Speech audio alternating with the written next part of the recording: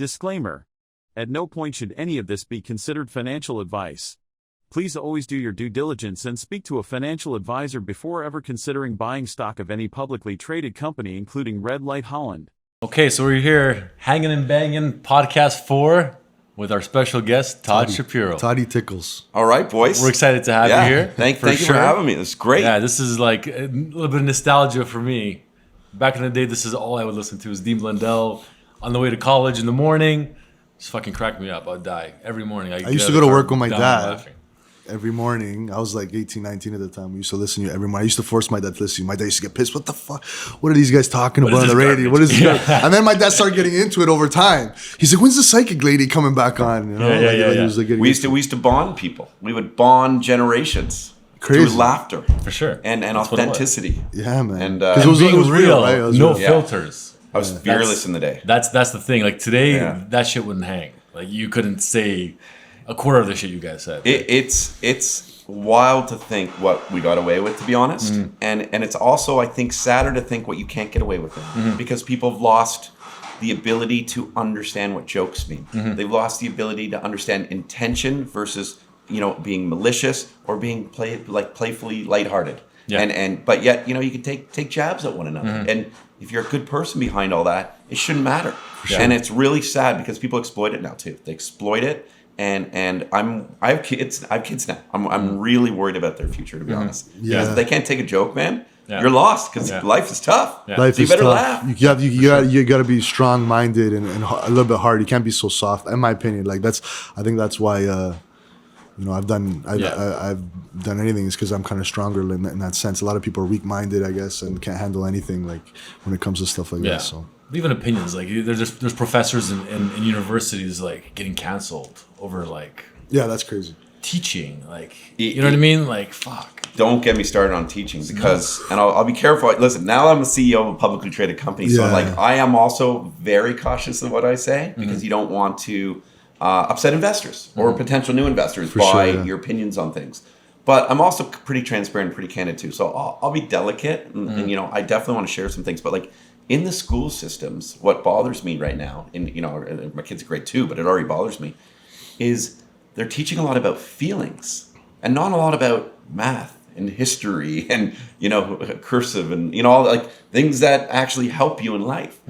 Why do my kids isn't that the parents' job? Exactly. To teach them about upbringing and obviously respect and diversity and all that stuff. 100%. I don't want teachers telling my kids about their feelings. I want to learn that through my child's eyes, not because it's been told how they should think or how they should shape their views. And it's really quite scary, to be honest. Yeah. So I'm just going to homeschool my kid. Yeah. I mean, focus on educating stuff that we learned. Math, science, English. That's what school's for. Jerry's got 2 small kids. I got 2 kids, 1 and 2. Oh, you're right in it, dude. I'm right in it. So good for you. How you doing? How's your wife doing? She's doing all right. Yeah. Man, it's a lot. Especially this young. But I mean, as the kids grow older, we find it gets a little bit easier and easier. For sure. Listen, I've always loved women. Clearly, I love my wife. To watch what they go through with the children. And it is so tough. The children, how they need their mom. Like a dad, you almost early on, you can't do anything. Mm-hmm. You're not. Yeah. You try and you try to relieve your wife. You try to get in there. You try to change a diaper. The kid has this, and I'm sure it's the same for you. Maybe I'm wrong, but they have this natural affinity to just need mom for a few years. Mm-hmm. And then it's tough for the guy because you feel bad that you're not doing anything. Then you get sometimes in trouble for not doing anything. And it's but I can only do it if you're not home. Mm-hmm. That's it's you have to go out so the kids will want me, and if not, it's your number one choice. And I respect and admire so much what they go through from A, the birthing process, how friggin' painful that is, and then B, to just they lose they almost lose their autonomy because they have to be, and they're the best. Anyway, it just give me a whole newfound respect for women. Listen, they go through changes, their body, their mind. Even through COVID, to be stuck at home, you can't leave. It's a lot to take on, right? It's And the only way you get out of it is if you marry a crackhead. Is that the solution? Yeah. That's what I gotta do. Because then they're not going to care. For sure. Yeah. No. Honestly, my wife is amazing. Yeah, we're really lucky. She's killing it, and What are your kids' names? Xavier and Damien. Oh, cool Xavier's names. my oldest. Yeah. I like yours. it. Sawyer is the 7-year-old boy. 7 now. Yeah, he's an Uber driver. It's crazy.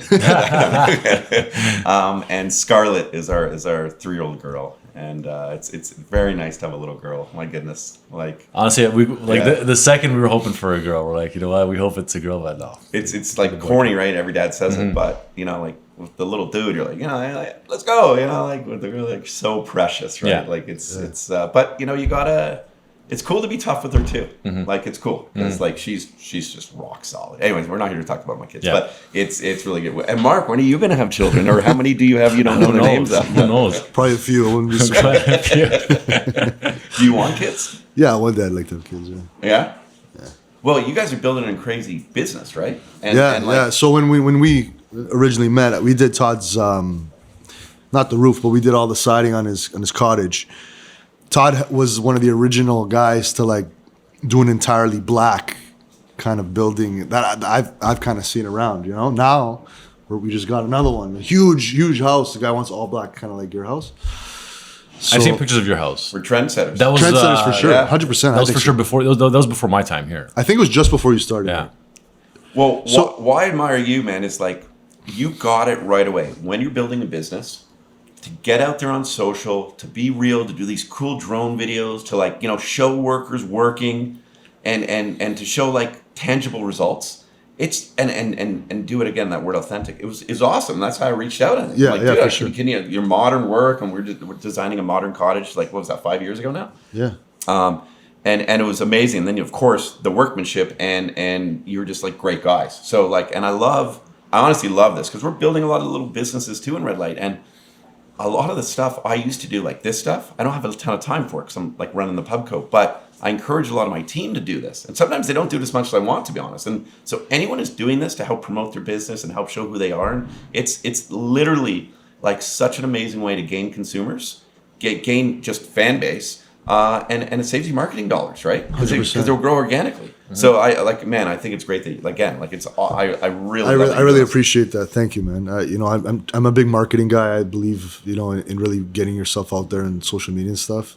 I don't mind spending money on it. Like I think it's worth every single dollar.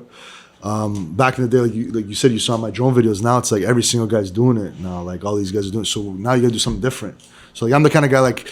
You're a trendsetter, so am I. Like I started the trend with the drone videos, and now it's like I got to do more different stuff and everyone else, you know, is gonna eventually follow. What's your following at now? Like on social media, yeah. It's on Instagram's 19,000 something. It's huge. You know, it's not bad for a roofer. It's not bad, right? 10,000 is critical mass. Yeah, like that's what they like in the advertising world. They factor in 10,000 being critical mass.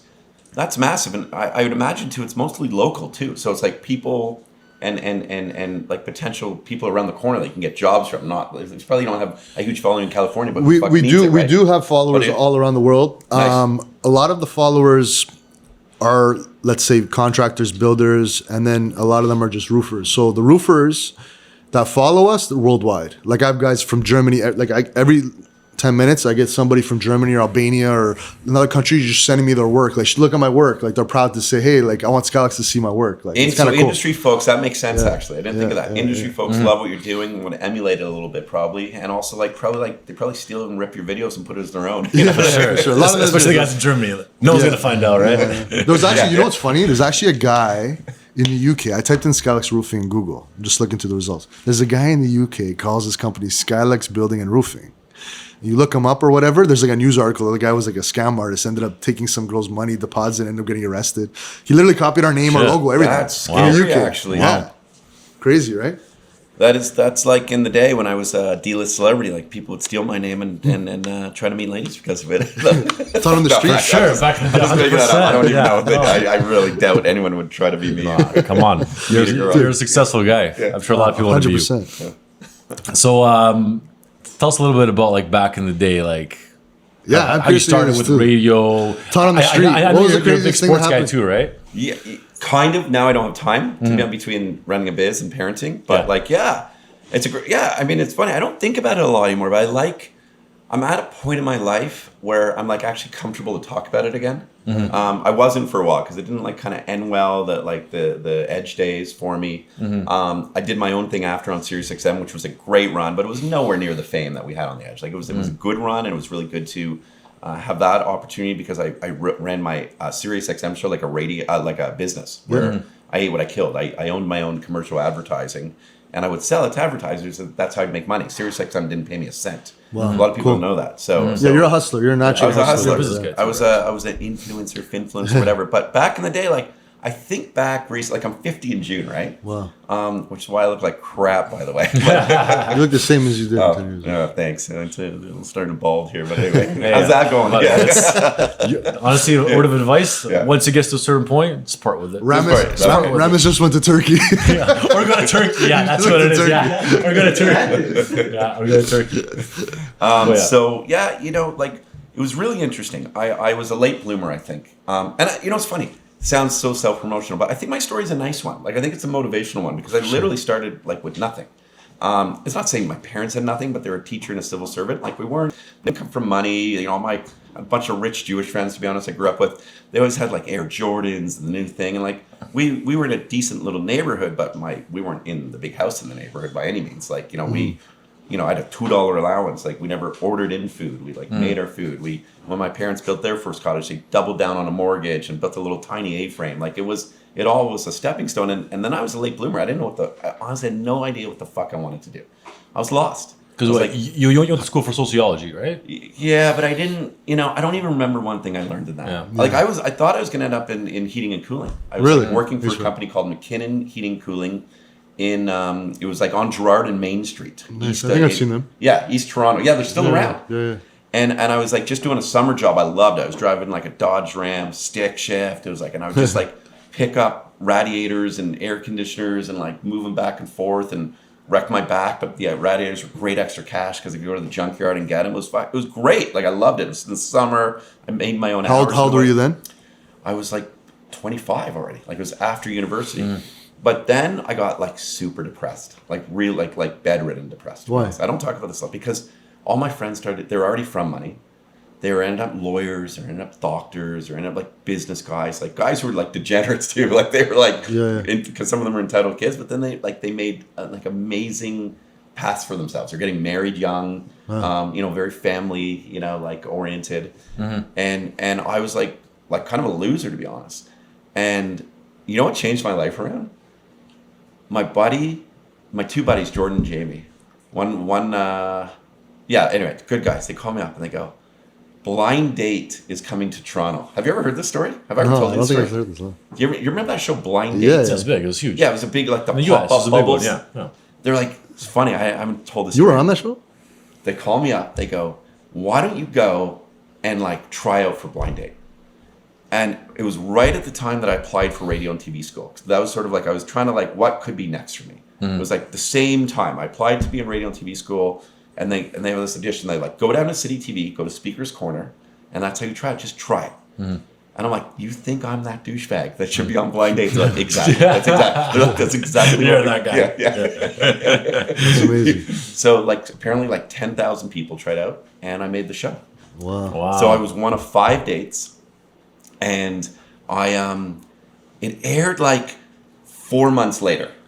And when it aired, I was just started radio school. And actually, I feel like maybe I'm getting my timeline on, but maybe I was in radio school for a year before, to be honest. But, it's so long ago now. But I was in radio school for sure.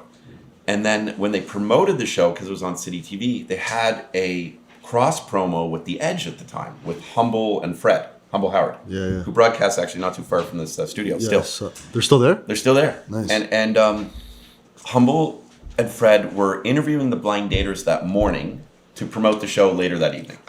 And so I came on. I was in radio school. The girl didn't show up because she was in Ottawa, and I just, she was the douchebag. She wanted to show up. No, she missed an opportunity to be like, it was really cool. And I did that interview with Humble and Fred, and when I left it, I said, "Hey, Humble. Like, I'm in radio school. I need hours, like, to fulfill for my internship. Can I, like 100 hours, 200 hours to get a credit. Can I intern here?" He's like, "Come back tomorrow." And that's how I started at the Edge. A lot of people don't know that. That's crazy. Wow. Yeah. So did you end up going the blind date thing, or you just? Yeah, the blind date thing was aired like months before, and then they aired it that night. Okay. And yeah, the day I don't even remember the day. Like I remember trying to act like Adam Sandler for some reason. Like, hey, how are you? Like I'm not the worst impression of all time.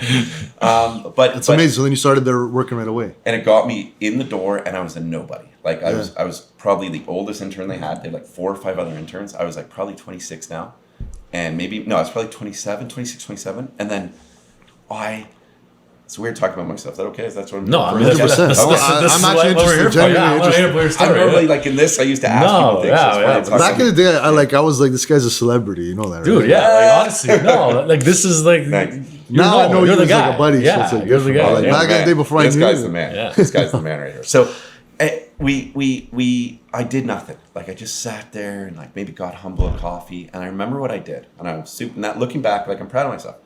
I never wrote a joke in my life, and I just started writing jokes. Humble did a thing called the Humble Report. So I just started writing jokes for Humble.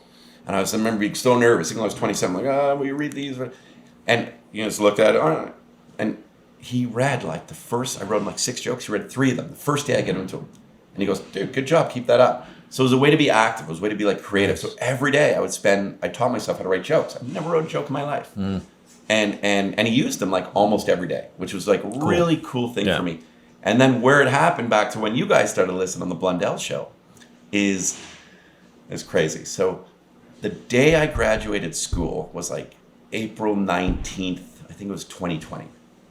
And isn't it hard to believe like that's 23 years? 2000, I mean, sorry. It's like 23 years ago. Jeez, my 2000, yeah. 23 years ago. And the day I graduated was a Friday.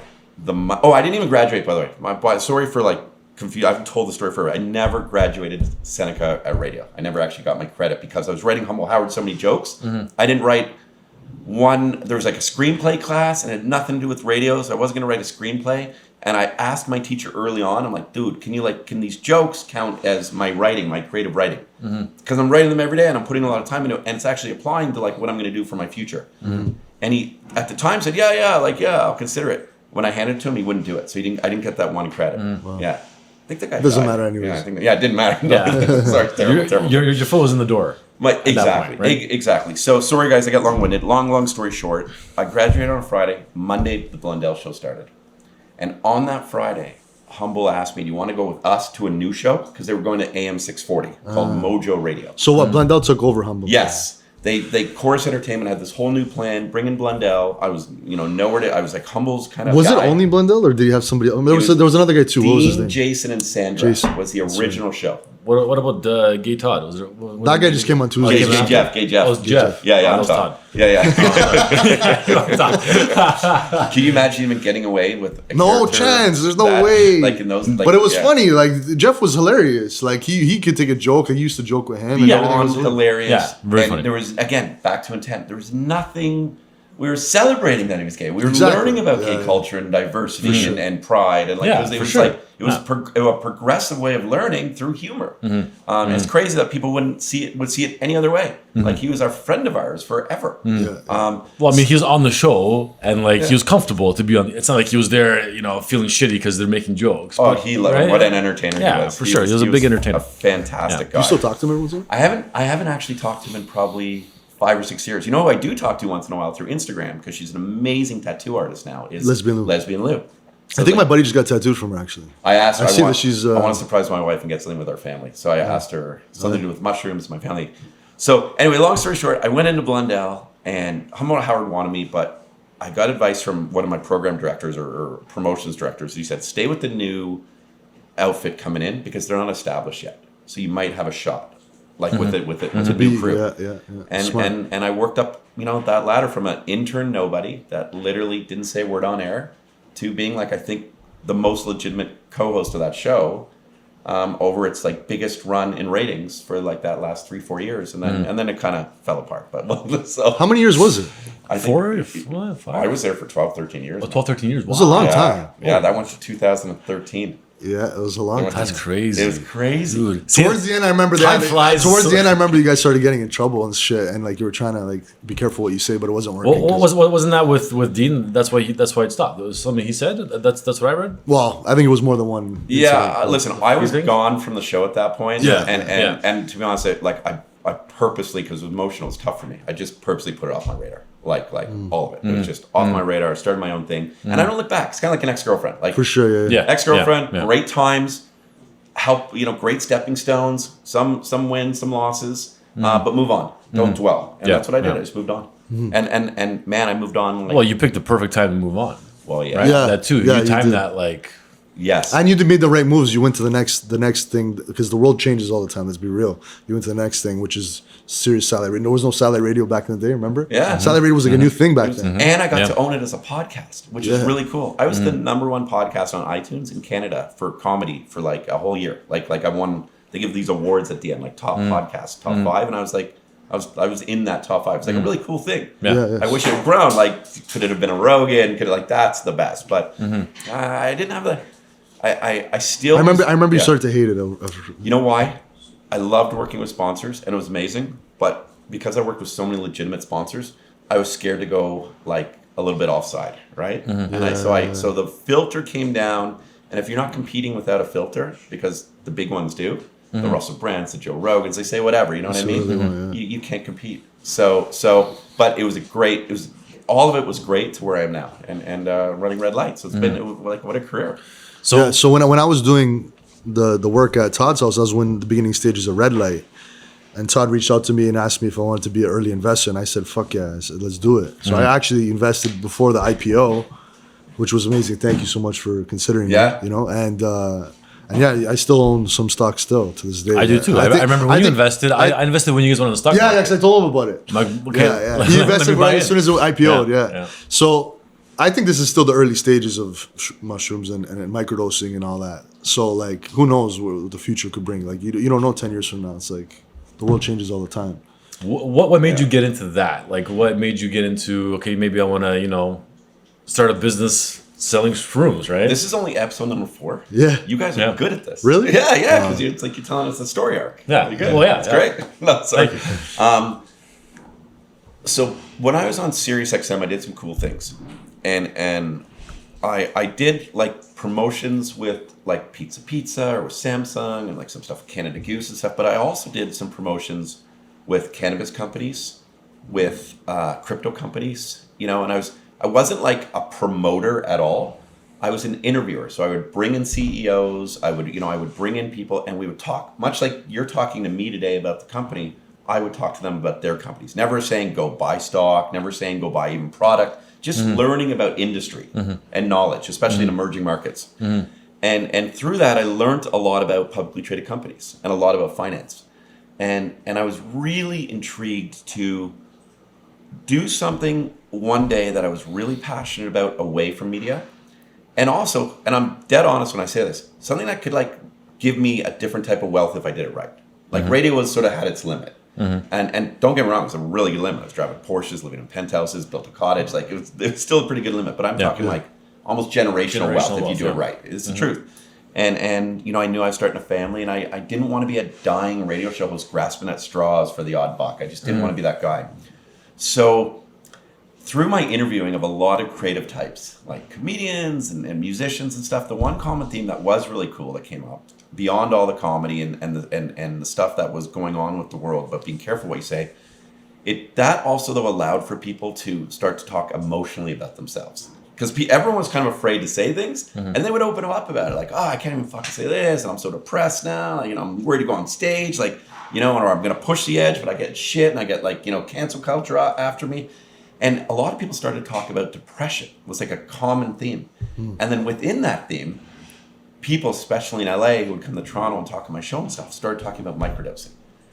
And I was like, fuck, I get depressed. I'm anxious. Like, what can I do for myself? So I tried microdosing. And I swear to God, and I can't make medical claims as a company. I don't know where I'm looking. I got to make that like very clear. But I can tell you anecdotal ones. And microdosing, for me anyway, is unbelievable. And anytime I speak to people, I always say, go and hashtag microdosing and just read up on it and what people are saying about their own anecdotal stories. And so I'm like, you know what? Cannabis was a thing. We all know that. Mm-hmm. Is the next thing psychedelics? And if so, is it medical? Is it recreational? Is it facilitator based? Is it somewhere in between?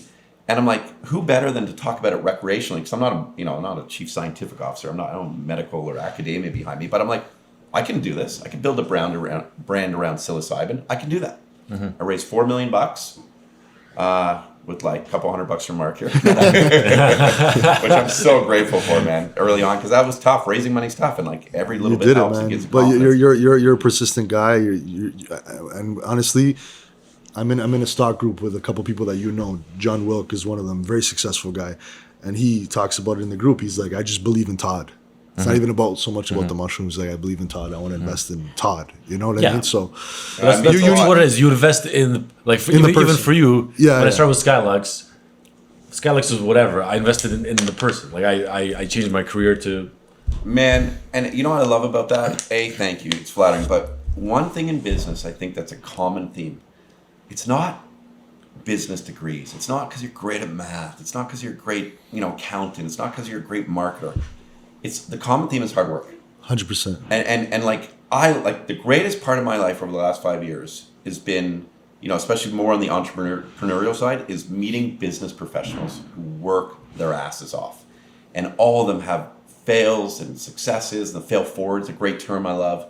And like, you just go and you learn and you like be a sponge to everyone who's doing whatever industry, because always someone has a headache and a fire they put out, and how do you learn from that person? How did they do it in their business? They can teach you how to do it in yours to be more successful. Mm-hmm. But it comes down, like, what's the expression? The jockey, not the horse type of thing. Yeah. You bet on the jockey. Mm-hmm. And that's cool. Like, you bet on a tall jockey here. Mm-hmm. That's right.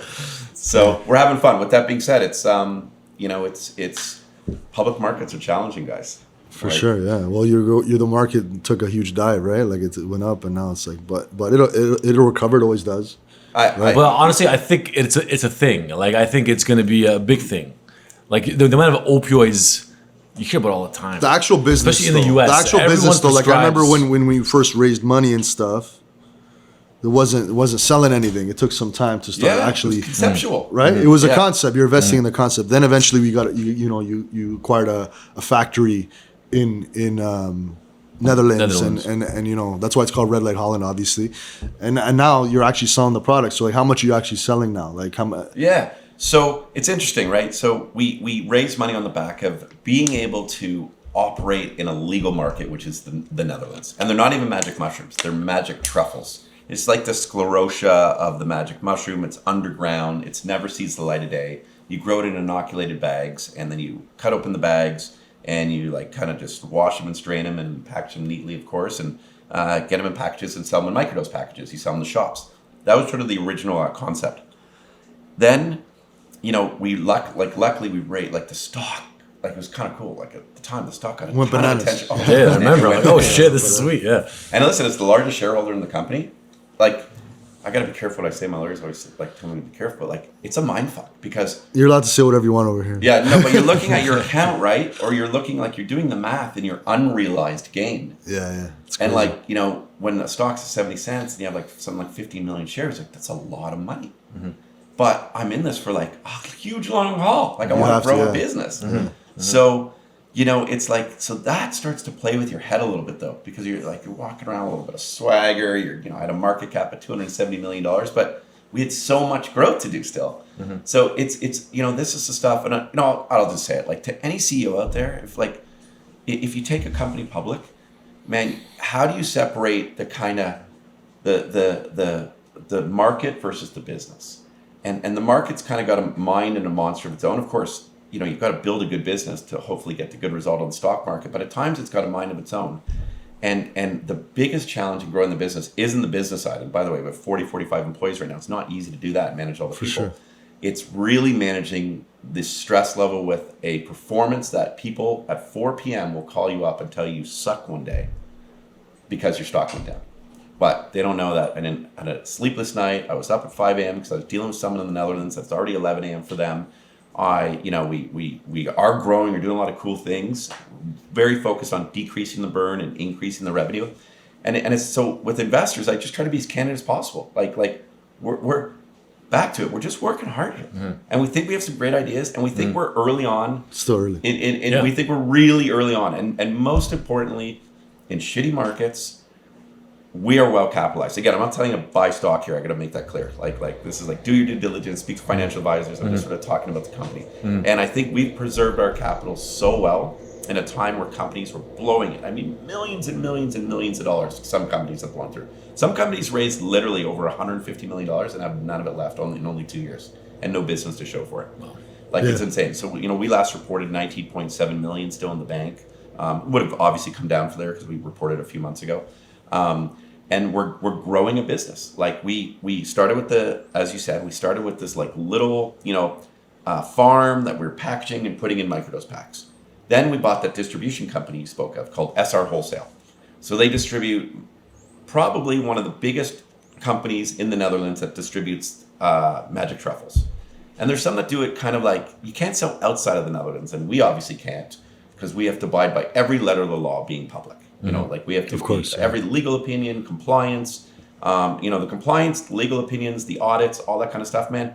Crazy headaches. Like for sure, it's a lot of stress on you, man. Oh yeah, it's like and so that company though distributes magic truffles across the Netherlands to what are called smart shops and just kind of like shops that are legally allowed to sell this stuff. And that was so eventually, when other countries start legalizing it, I guess you could start distributing to other countries, right? Like, didn't Brazil legalize?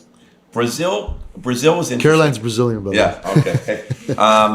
Brazil was interesting. So every nation who's talking about it, or every state, is talking about it in each and every different way. So I'll walk you through Brazil. We had partners in Brazil at the time that thought they could get us product into Brazil through named patient access, which is how they did it with cannabis. So a doctor with, hey, Mark, okay, yeah, you have trauma, blah, blah, blah. Here's your name. We submit it to the government, and then they allow you to have a doctor prescribe you magic mushrooms or psilocybin. They thought that the named patient access was going to work. We were at the time, and it's all in the press release. We're confident too. We're always very careful with forward-looking statements, and there's disclaimers in there that nothing's a guarantee. But we really thought it was going to work out, and then COVID hit. Oh fuck! And while we thought we were going to get access and expedite an industry and be a part of that, COVID just slowed everything down for health regulatory bodies. For sure. And we haven't had much progress in Brazil yet. So there's still like, again, there's some guys in Brazil like, oh, come to Brazil, you can sell right now. But if I don't have a letter, like a legal opinion and a proper doctor prescription that the government has authorized, I can't do that stuff. I can't just go and sell. Yeah. Oregon's an interesting one. Measure 109 is being written in Oregon right now. And yeah, I heard of that too. It's really interesting because it's a very progressive bill. And the regulations, the way they're looking right now, is a facilitator will administer magic mushrooms to you. And so you can get a hero dose, and you can kind of have this facilitator and this trained, they're not a psychiatrist, what's the other one I'm looking at? A psychiatrist and what? Psychologist, yeah. See, I told you I'm not academic. But they're trained into a program to help people. We spoke to them, like when I mean them, I mean like the Senate and like regulatory authorities in Oregon, to give them data that we've collected in the Netherlands with our magic truffles. Because one of the things we do over there, which nobody has thought to do in the Netherlands, is sell them responsibly. So when you get your box, you get a barcode on it. This isn't it, by the way, but it's much bigger than it would be. And I'll show you what these are later. It's a lot of shrooms. Yeah. A lot of fucking shrooms in here. And then, I wish. And there's an app that will be able to like bring up a data point, like so you can track your data and your usage. We've also set up telecounseling support. So we've collected data consensually from consumers. Mm-hmm. So now we can go to other emerging markets and their people are writing the regulations to say, this is what we've learned about magic mushroom. This is how it's impacting X, Y, and Z people, their weight, their ethnicity, their dosage, all this kind of stuff. And we believe that microdosing through our data is helping. Mm-hmm. And can you include microdosing into your bills moving forward? Mm-hmm. And it looks like Measure 109 is going to do that. Amazing. So which is really cool in Oregon. And what about BC? Well, Canada's, again, I'll be careful what I say. My lawyer's probably like, we're going to listen, edit it out. But first I'll say, we're no closer to understanding any sort of legal framework, whether it's medicinal, recreational, or facilitator-based in Canada at all. It's quite confusing.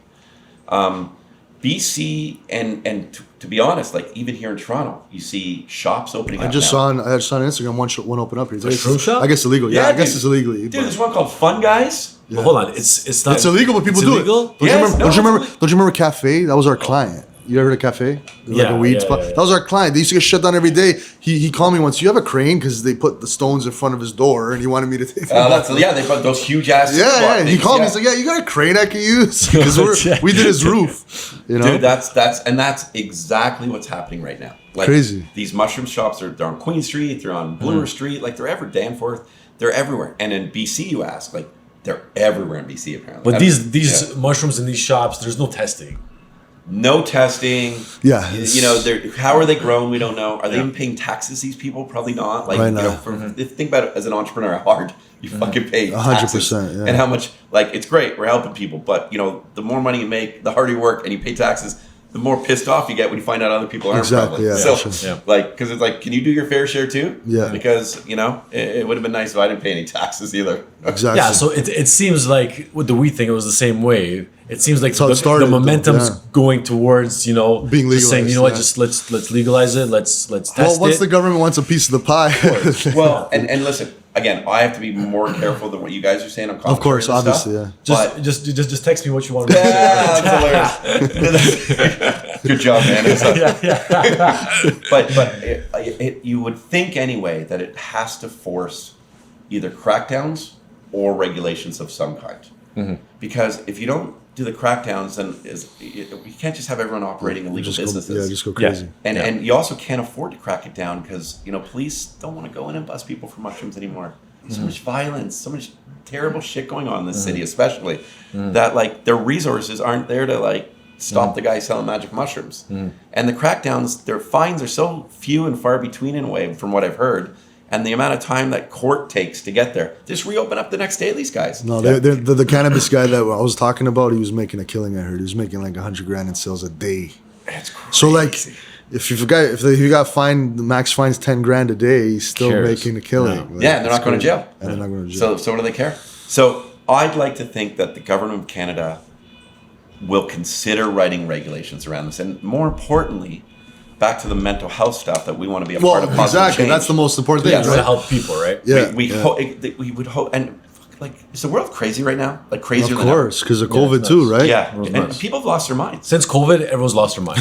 Everybody. For sure. That was a switch for everyone to lose their I was mind. watching this Israeli doctor because I think I had like some long COVID or some adverse reaction to the vaccine and stuff. I rarely talk about that stuff, but I'll just be honest. Like, I just have not been the A same. lot of people say that. My buddy says that. He told me that yesterday. Yeah, just different, and like I don't recuperate as quickly as if I work out. I always go between work and the kids, but you know, I feel different. I can't explain it, and it's something impacted me for sure.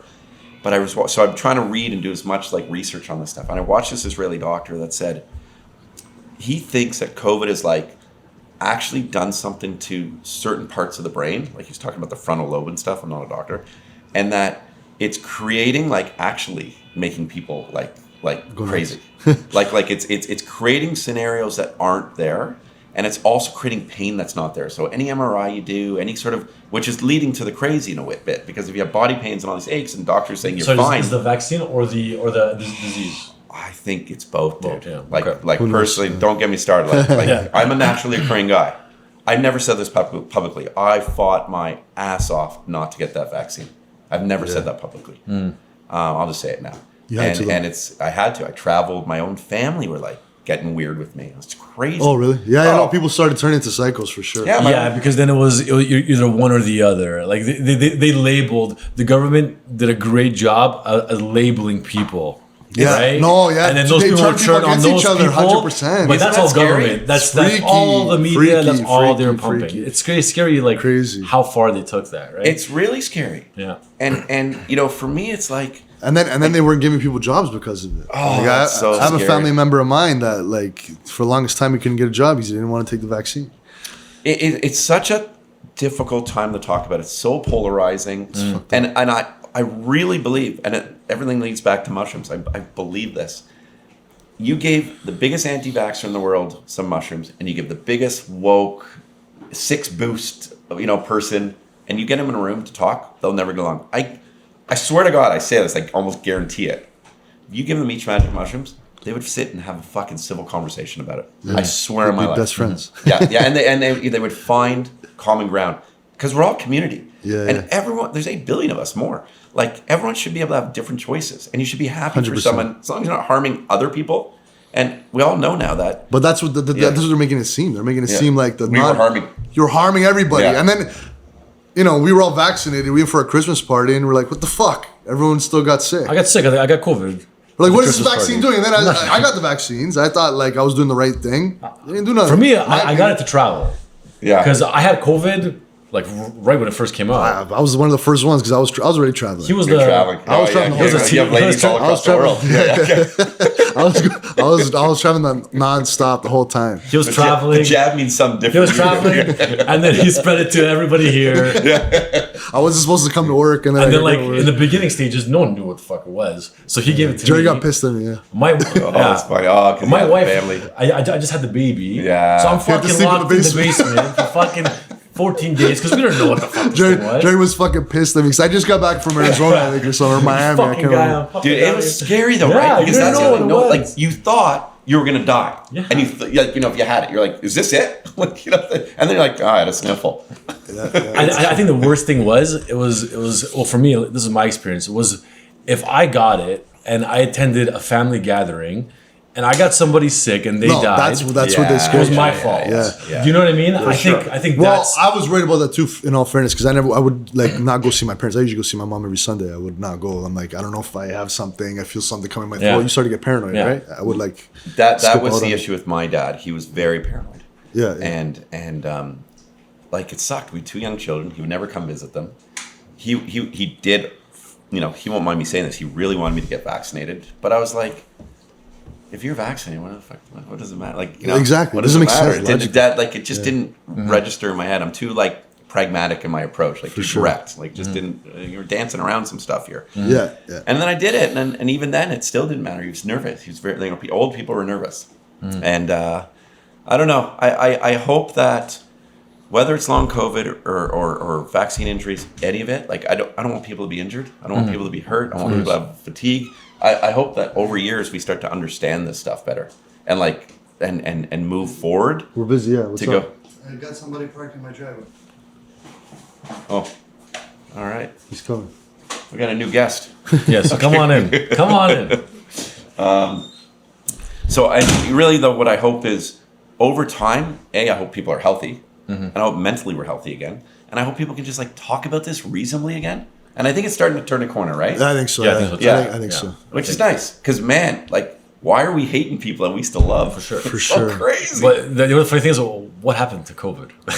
Yeah, like what Where happened? is it? It's like once the media Like, stops talking about it, it's, Where is it? Where's all these data of how many people are getting sick today? Yeah. It's not a thing anymore. It's crazy, It's man. like it's done. it's fuck. I gotta be careful what I say. yeah. Yeah, we'll have this conversation maybe once we turn No, the no, camera. no. I'll be honest. There's a lot of distractions with Yeah. COVID, and there's a lot of stuff going on in the world, and I think we all know what's going on. Critical thought people who know what's going on, and like, it's let's just put it this way: digital currencies are coming in eventually, and social credit systems and scores are coming in eventually, and that's just happening. Like people just have to accept that. The media is definitely getting weird too with all this alien shit.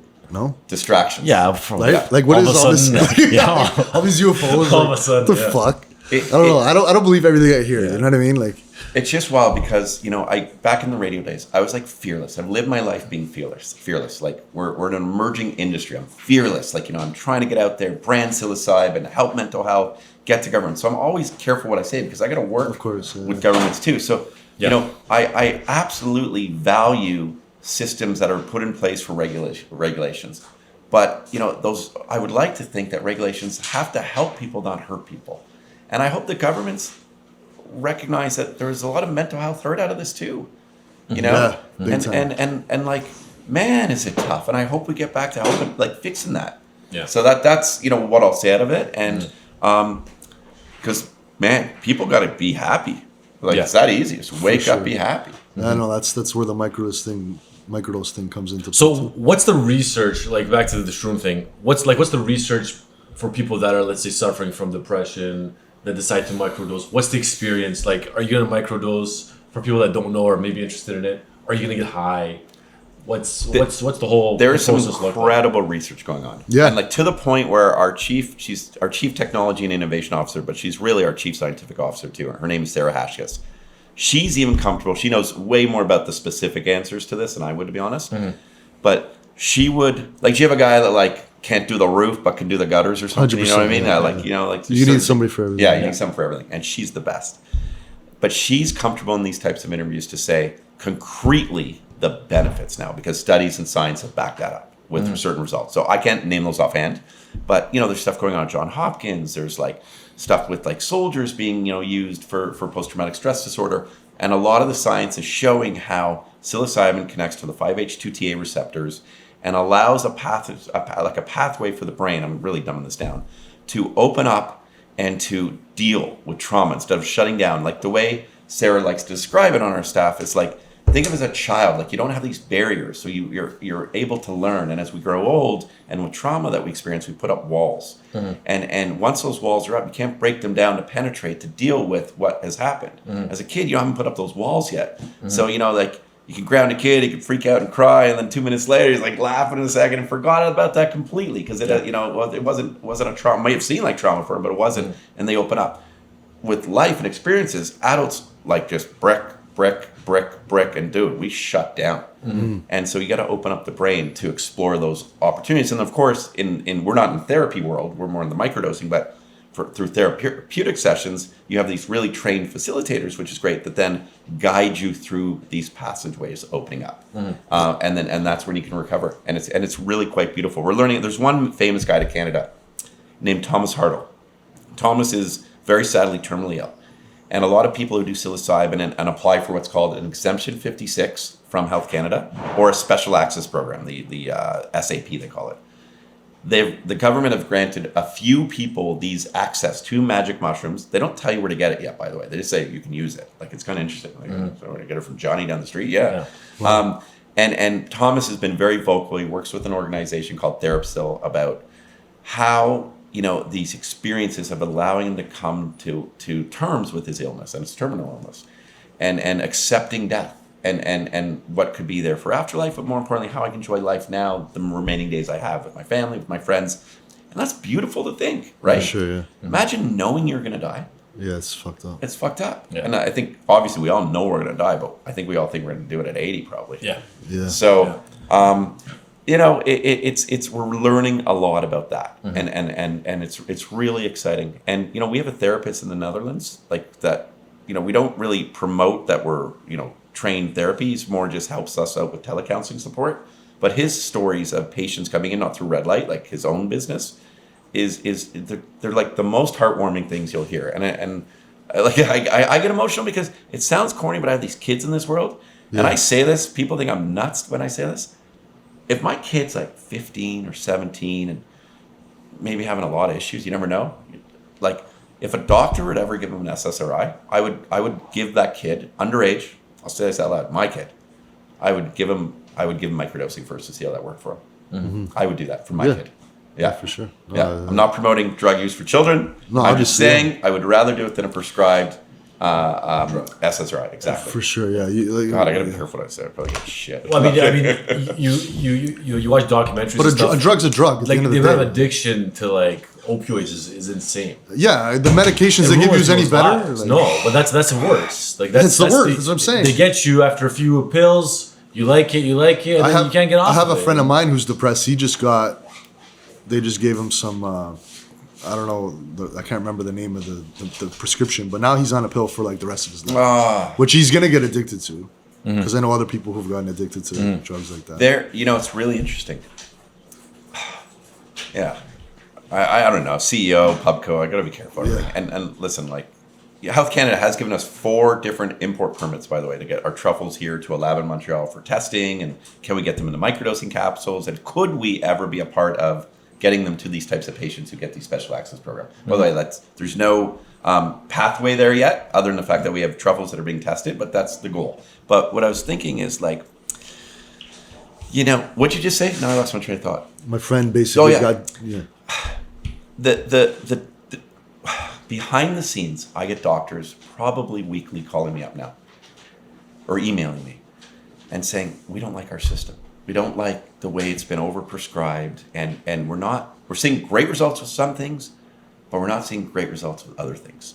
And the things that we're not seeing great results is we want to learn what else can be better. And a lot of that is the stuff that we're not seeing with great results with, which is mental health and addiction. And hopefully psychedelics or psilocybin and maybe ketamine and maybe one day ayahuasca, maybe MDMA, like maybe we're going to learn a lot about these, which we are now, and there's a lot of companies doing a lot of bigger research than us to help. And we just hope as a company now, and I'll get it back to the company, that there should be a medical model where some companies are going to make billions by tweaking a molecule and patenting it and getting it to the masses through doctor prescriptions. But don't ever limit a naturally occurring model either. Yeah, exactly. Let people have natural access. And if that's the path they want, because I think my buddies would much prefer that than maybe my dad's friends who might want a prescribed pill, then please, like, let them both exist. That's our plea. That's our fight. We're the people's company, man. Yeah, like, exactly. we're fighting for the people. Do you ever think about, I even read that I think they're starting to test LSD and stuff too, right? Yeah. You ever think about getting into the other stuff? We've had a lot of discussions with the board of directors about like the path, right? And our psychedelics all group together. We're just a psychedelic company in that sector. And truth be told, had I raised $100 million as opposed to, I think total we probably raised close to 30 or something, maybe we would have taken other pathways. Let's just focus on this stream for now. Money goes quick. Again, compliance, audits, lawyers, like beyond building a business, there's a lot of money when you're publicly traded that just goes to those things out the door. And I mean, almost daily. So we're focusing on the path of psilocybin and we like it because we know it now. We know it really well. And I want the other companies who are in those fields to hopefully raise a lot of money or not run out of money to discover what they can discover, because then if it can all come back to helping people, that's the end goal. Yeah, for sure. Yeah. So psilocybin, that's what we know. And mushrooms. We're really a mushroom company now. So are we going on too long? No. Let's go. You guys good? Let's keep going. Okay. How much time are we at now? 52. Yeah, so let's go to an hour and a bit. A little bit, yeah. I can talk forever. Yeah, As you know, let's if talk, I'm boring, you just tell me to shut up. No, not at Okay. all. This is interesting. I love the shit. I was like 50 minutes to get here. Like, you better keep me here for longer than the drive. Yeah, for sure. Where we made a pivot was because of these limited markets for psilocybin, Netherlands, and just shipping here, and maybe getting it one day to a couple patients. Like, there's not a lot of catalysts coming in. It's the truth. I learned so much about mushrooms. And we're learning about the benefits of all mushrooms, cognitive benefits, immune boosting. Like, we're learning, and you're seeing probably a ton of mushroom products advertised on Instagram and stuff. Like coffees or some shit. Yeah, the coffee thing. the mud waters, the that. They're everywhere. And so the farm that we have in the Netherlands is a town called Horst. Horst is like this little town. It's beautiful. It's like so quaint. And it's a mushroom farming town. And like our farmers who grow truffles, they just deal with mushroom farming for across Europe. So I learned a lot about mushrooms from those guys. I came back to my team back here like 2 years ago, right around now, 2 years ago. And I said, why don't we get into just the mushroom business where we can make money? Because at the end of the day, a shiitake, a lion's mane, an oyster, a reishi, or a psilocybin mushroom is just a mushroom. It's just another strain. They're basically all literally grown the exact same way, which is different stages of growth, of misting, of growth, of temperature. But if you're a farmer, you're a farmer. Mm-hmm. So we bought this company. We bought 80% of Happy Caps out of Halifax, and they do home grow kits. And so these I've had these for a while. That was the mister that fell out. So these are starting to come out. That happens. Like, these I bring around. But so you'll get your shiitake mushrooms growing out of here, and then you can eat them. Like, it's odd. They grow like a beautiful flower, almost like a live thing. How long does it take? Depending on like which strain you have, it can be anywhere from like a few days to a few weeks, and sometimes you even get second and third flushes out of them. And it's like a really beautiful experience for children. They learn all about them. So like we're really excited about like this the mushroom growth. Is this recent? How long was it? Yeah, so we bought these guys like almost 2 years ago. We are now in I feel like such an infomercial here. We're in 24 Canadian Tires. We're in these home grow kits. We're in like 13 Loblaw superstores, whatever they're called. We're looking to get in a lot of retail shops. happycaps.ca. We ship a ton on Amazon. Like this business has like grown tremendously for us. But what I love about it the most is people learn about mushrooms, people see mushrooms, they get familiar, they grow mushrooms, but also when they legalize cannabis, this is sort of my thinking, like vision, future. They allowed every adult to have 4 plants in their home. You didn't have to go to an OCS store and buy it or whatever. That, yeah. So if and when maybe they ever legalize psilocybin, will they allow that same kind of access where adults can have home grow? And if you can we have the block that then it's the psilocybin mushroom. Awesome. So that's kind of our line of thinking. So how do you grow? Did you put them in a pot? Yeah, like just, you got like, well, man, that one was not doing too well. I don't think, to be honest. So they grow on their own. Yeah. So this, like, you get your cap, like you missed it, and then so we got the oyster here, and all the instructions are there about like where you slid it, like you put a little slit in the thing, how you missed it, and they become like, here, just take it and grow it in the office, and then they're really cool. But what's really, really cool about this is we signed Wiz Khalifa. Do you know about this? I didn't know about this. You know Wiz Khalifa? Of course, yeah. Yeah. So, you know Wiz I Khalifa? see your shirt. The Khalifa Yeah, Kush. this is his Khalifa Kush. It's funny. I was like just throwing on a hoodie today. But I always get investors like, you don't look like a CEO. You don't wear a suit. You know, like I'm wearing the old trucker cap, not even the new logo. Anyway, there's lots going on with work and the family today, so I just rushed here. But and it was a brutal day outside, right? Yeah. So anyway, sorry I don't look the part, everybody. I just be real, work hard. Who cares? Don't judge a book by its cover. So, we signed Wiz Khalifa to get into the home grow kit business with him. We've created a brand called Mr. Caps. It's so cool. It's all these little different mushroom characters that we're gonna like aim to sell all across the US because we're doing pretty good sales with these right now, and I can't kind of give specifics until we report them, but we've increased the sales tremendously. And our line of thinking again is if we can 10 times that in America, we'll be doing like some very significant revenue if it gets to that point with Mr. Caps home grow kits, and then create some other products around it. So we're like it's like Wiz Khalifa, dude. Like he's already he talked about us on like the night Jimmy Kimmel show, and he talked about us on like big podcasts with Logan Paul, and it's like really neat for exposure on the company. That's awesome. Yeah, and he's the coolest, baddest ass MFer on the planet, dude. He's like an Adonis. He's so gorgeous. You met him? Oh yeah, met him in Vegas. Great, because we had to brainstorm, right? Yeah, nice. And we had to do it in Vegas. He's a big guy, tall. But he's getting jacked now too. Apparently, he's working out. Yeah, he's working out. He's all about mental health. He really is. He's about peace and love and mental health, and he wants to help. So, and does he smoke weed? He smoke. He must smoke a lot of weed. Dude, right? he got like that machine gun bong. Like he's like blowing it in people's face. Like he's a little elaborate when it comes to that. He's very proud. And he definitely knows that when it comes to mushrooms, like if we do Mr. Caps in the Netherlands, we can't kind of overly promote it for like, it's not a party drug. It's not for fun. Like we always will make sure we tie it back to responsible use, good corporate governance, and support. So yeah, it's cool. Am I boring the crap out of you guys? But I mean, if you want to do shrooms, it's also a party drug too. I've never tried. I'm scared to try. Microdosing, I'll do all day. Have you never? Microdosing, I'm done. Okay. I've ordered from like BC online. I don't know if it's allowed. So when you do microdosing, do you get high? I was hoping I was gonna get some red light. Bit? I was hoping I was gonna get some red light. No, you don't feel it. My problem is I can't do it in Canada. Yeah. I'm watched. I'm a big. But you've done it. I've done it back in my day too. Yeah, I've tried it. I love truffles. Like I love micro. When I go there, I can't. First thing I do is get our brand, I microdose or maca, and I just chew it and eat it. Love it. I like the taste. It gives you like this little, like a little lemony kind of feel. And then I'm in. Like I'm in a zone. It's interesting. People ask me what do you get high. So there's stages for me that I've found really are interesting. If you do like right dosages, you actually don't feel anything. It's kind of like taking vitamin C. And yet, if you're with someone who did it and like you wake up the next day and you're like, oh shit, were we like super friendly last night to one another, like just hanging out, talking? More chill. Someone could be yelling at you, just kind of chill. But you don't really realize it. You don't get high or anything. That's exactly it, man. Yeah. You're just like chilled. You accept things. You kind of like I like to refer to it as like you just kind of look up once in a while, like, oh, it's a beautiful tree. Like I didn't notice that before. Like cool canal. Like just like that. And then you take if you did a little more, chew a little more. You would like I call it the bendy phone phase. And your phone, because we're on our phones so much, which is fucking terrible, it just sort of starts to bend at you a little bit. And like when you're typing, like letters are just kind of popping out at you a little bit.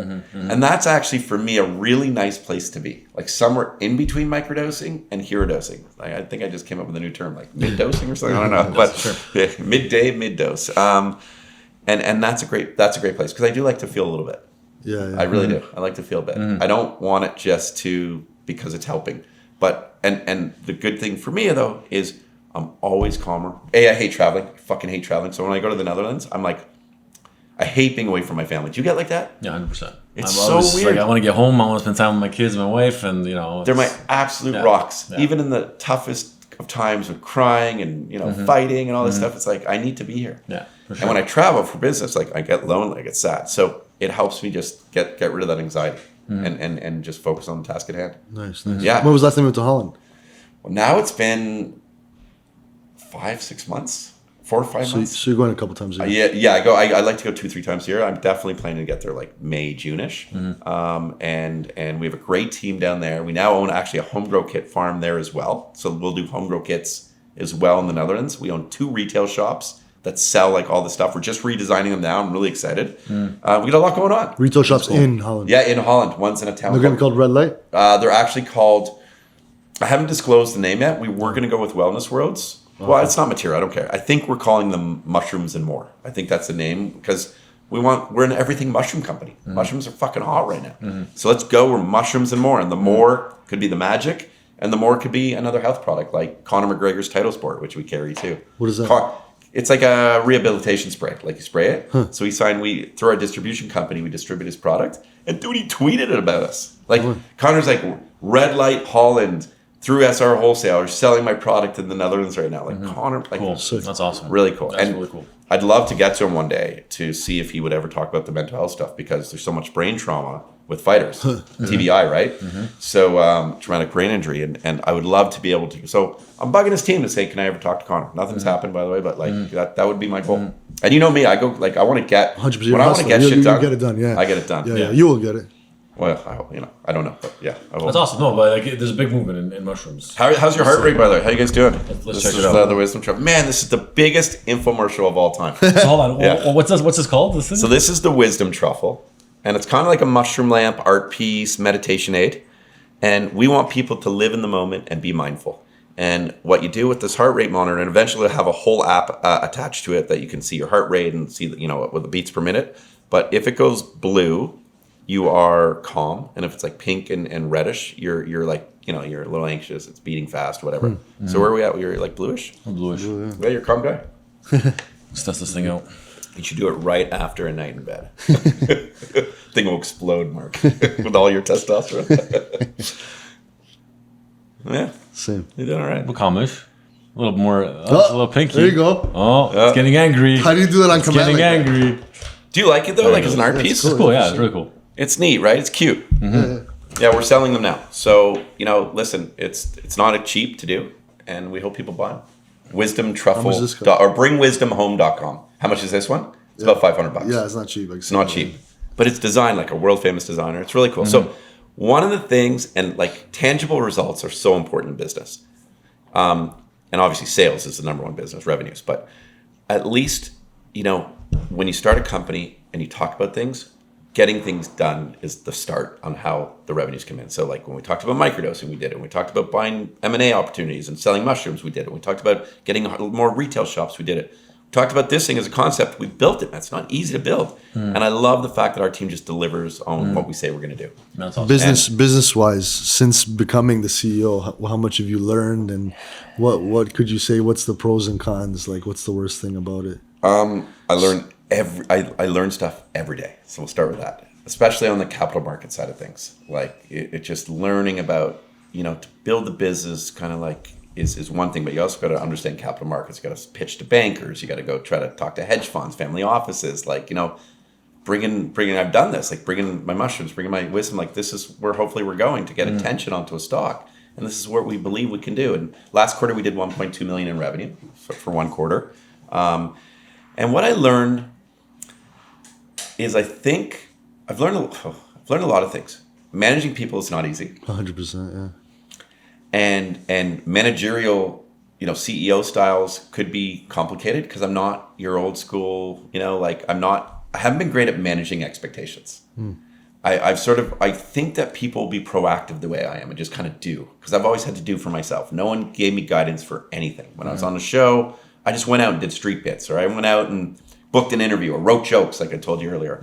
No one gave me that guidance. So I assume that everyone can be proactive to advance in their life. They do it on their own. And what I'm learning is there's a lot of people who don't work that way. They actually want tasks. They want the guidance. They want they need that sort of formulated pattern structure. Thank you. And I'm terrible at that.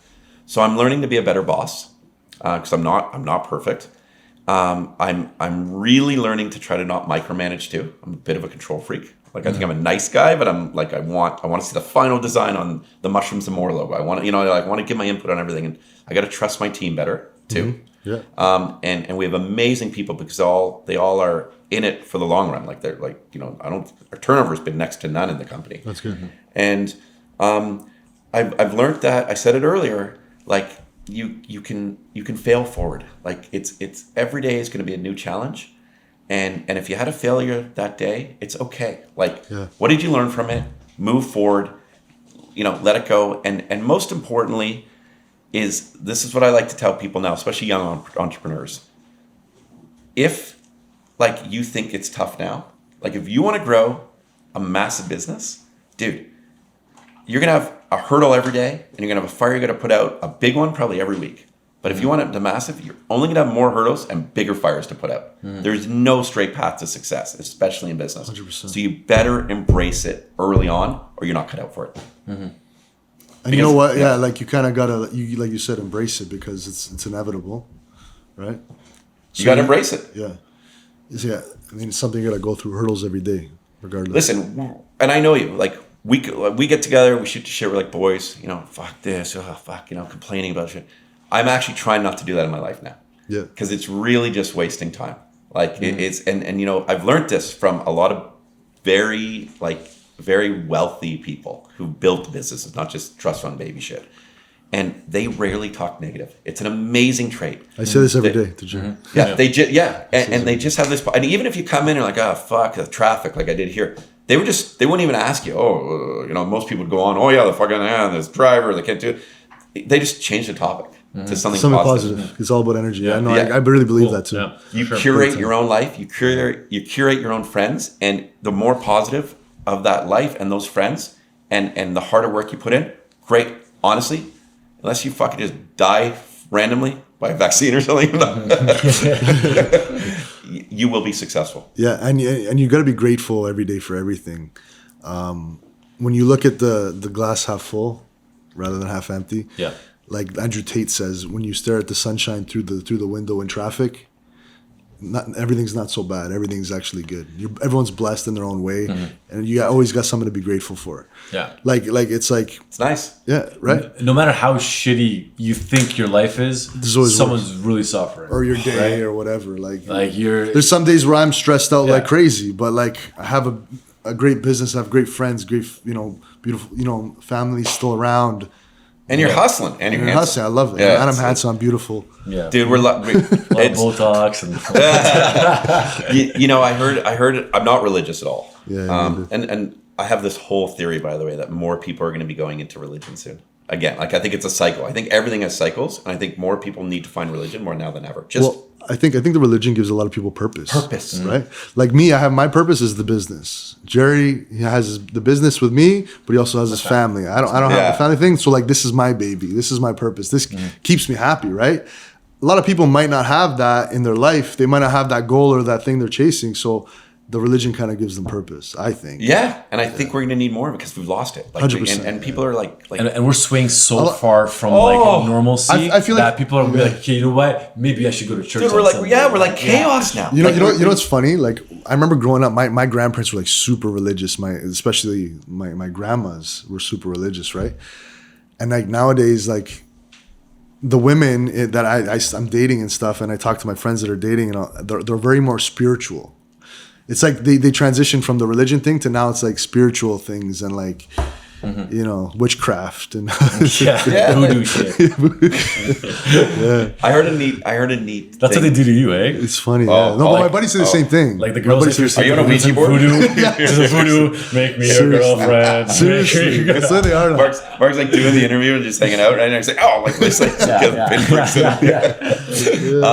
I heard a nice thing, and again, I'm not religious, and it was from a Orthodox Jewish guy, and I'm Jewish, but I'm like not Jewish. Like I'm proud to be Jewish. My wife's not Jewish. Our kids won't be. They're raised everything like you know, just people. Humanity is our religion.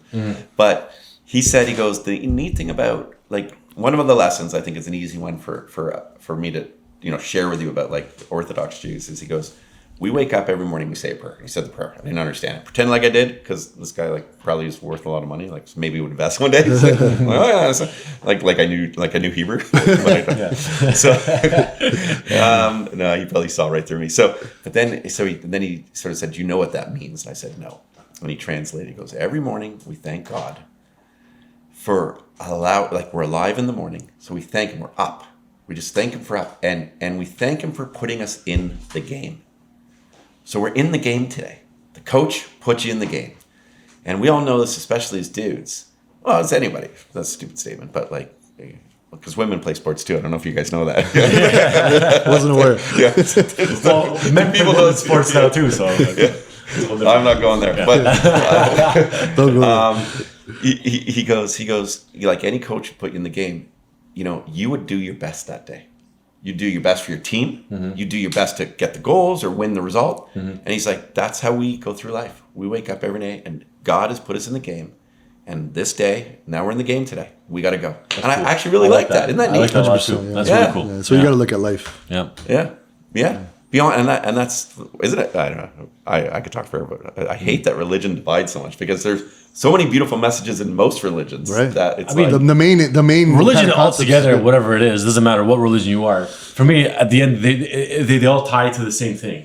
So you have all these people, you know, sure. But the problem is it's based on one concept. The problem is when they turn each other against each other, right? Like the COVID thing, like the vaccine and non-vaccinated. But religious, like they don't preach bad messages. Like, no, they preach good, right? That's what it is. I wish Sarah was here. We need some of that good today. So sorry to interrupt you. Yeah. I wish Sarah was here, our CTIO.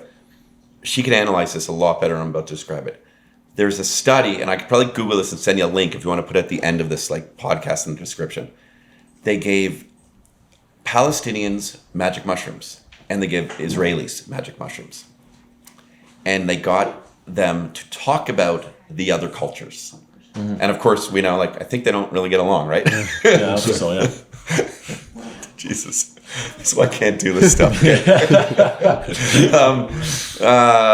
So they then asked them after. They said, like, what like do you think about, you know, people that you don't normally like?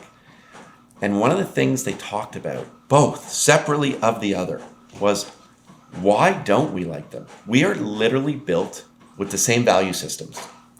Fine cuisine, culture and dancing, music, family, like all these things. Yeah, it was real, and that was the result of that study. Is that like I don't know I don't think they did it together, but like they got the results from both, and it's like it just shows like value systems, and so we should respect that of the other. Right? Yeah. 100%, Man, this is a really nice spiritual podcast today. Yeah, this is great. We touched on a lot of topics today for sure. Sports. You used to be a sports guy. I saw on your Instagram you were at the Jays game with the bat flip. I was there too. Oh. I was there too. That for me it was the best sporting event I've ever been to in my life. So this is gonna be fun. I like talking sports. Guys, I can do this for another hour. I don't care. Let's go. I mean, someone could order some food or something. I don't know. Well, we got drinks there, right? That game was so, like, that's what sports. You want a shot? does. You want a shot? Sorry? You want a shot? Vodka? Tequila? I'll sip. I'll sip tequila. I'd love some tequila. I'll do a little sip. That'd be great. I'm gonna use the washroom. The thing about networking, you never know where something might lead. Like it's crazy, right? Especially on social media. Fuck. Yeah. Like I never would have thought. I never would have thought I would have been doing your roof. You know, when I was 18 years old, listening to you on the radio. It's kind of crazy. Man, hold on. You 18 years old? What do you mean 18 years old? When I was 19 years old, I used to listen to him on the radio. I never would have thought back then I'd be doing. I thought you did his roof when you were 18. No, I'm saying I would never have thought that. You're a very likable guy though. Like just delivered, got back, fair with quotes, you know, like direct with quotes at least. Like I like that. It wasn't no dancing around. She was like, listen, it's like gonna cost you this much, you know, like gonna make money here. Yeah. Yeah, it was great. You guys are great. That cottage. And the cottage came was sick. Oh, it's sick. I love it. Just being in Philippe nature. was there. Philippe used to do the Yeah. railing and shit. Thank you. Yeah. Okay. Yeah, Just audio's on, video's on. I can cut stuff out, but just Okay. No, you don't have to cut this out. We're going. Yeah, That's we're- good. Yeah. I love that life.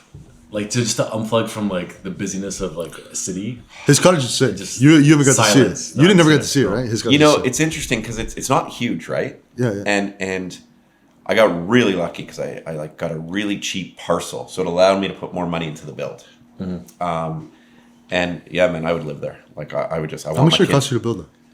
Whew. You did it before the big boom. You Oh, got lucky. I easily save 40%. Yeah. Easily on materials. Timing is that's another thing, by the way. Like Timing is relate back to everything, business. Timing is a lot. Like there's some people who are building great business, bad timing.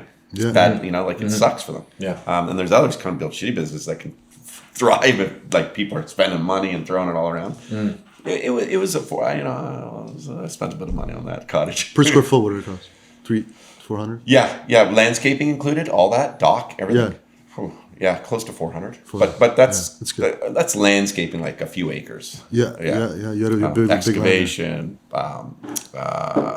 It's by the big costs. Yeah, what am I thinking? The septic, sewage, septics, yeah. yeah, septics, like you know, fuck, it's And not only that, up north it's a lot of work because just the travel time and The shit. trades don't really want to go up there. They They probably charge jack up the price. Costs more to build over there for sure, I think. Yeah. So 400 is good.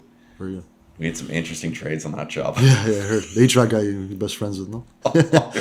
Well, there is a story, like I don't know if it's true, that like some guy was doing meth. Really? Like building, he was doing like the drywall. I didn't like, I kind of contracted, but I didn't. And I got guys to hire guys, and some guy came in from Quebec apparently. I Oh don't my know. God. So they kicked him off the site. How's Oh my God. Ryan? Yeah, Ryan. I love Ryan. We don't talk a lot. He's a great dude. He's a dude. He's like, He sent me some in a price not too long ago, but I don't think we got oh, it. okay. Ryan's his name's Ryan Cool. He's cool. He's a cool guy.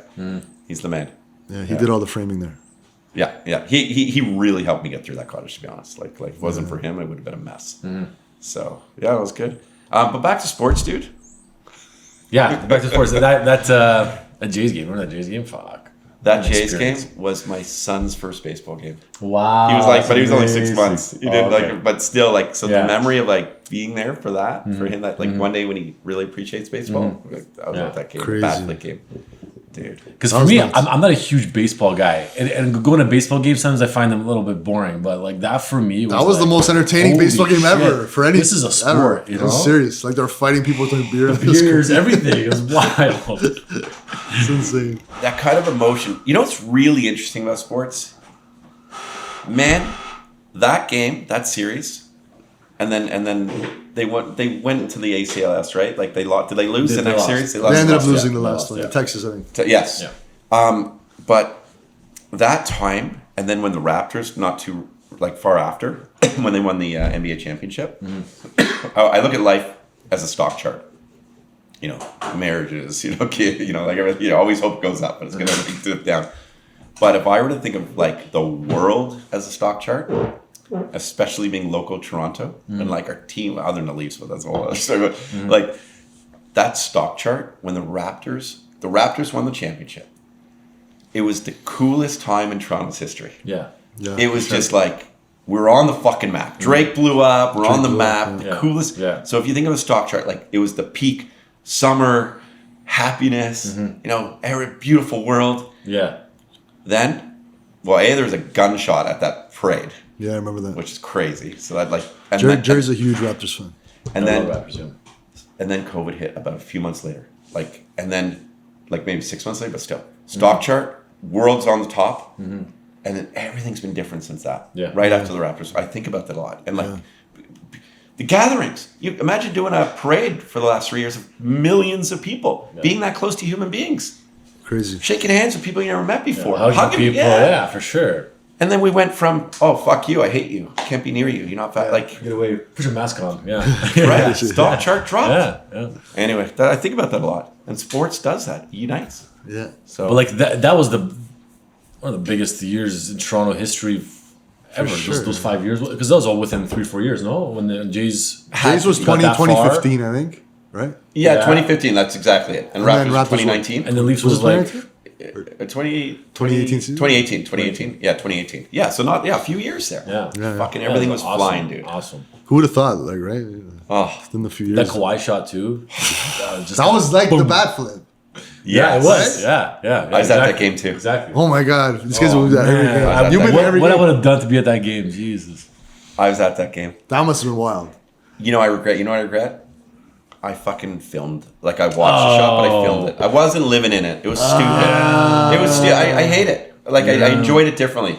I didn't live in the moment. I fucking hate that I did that about myself. It's so stupid to get a little post on Instagram. Yeah, who cares? Yeah. Yeah, it was really, really dumb. But now you see like concerts and shows and fucking all you see is just all everybody. you see, yeah. Like enjoy the. Well, did you see the LeBron shot when he won the Everybody, record? Every everybody had a single phone out. person, had their phone up. They showed Someone's the gonna Jordan. post They it. showed the Jordan one, and then Copy they and showed paste the someone else's LeBron one. post. Who cares? Everybody. There's a guy who wasn't, and it's an amazing story.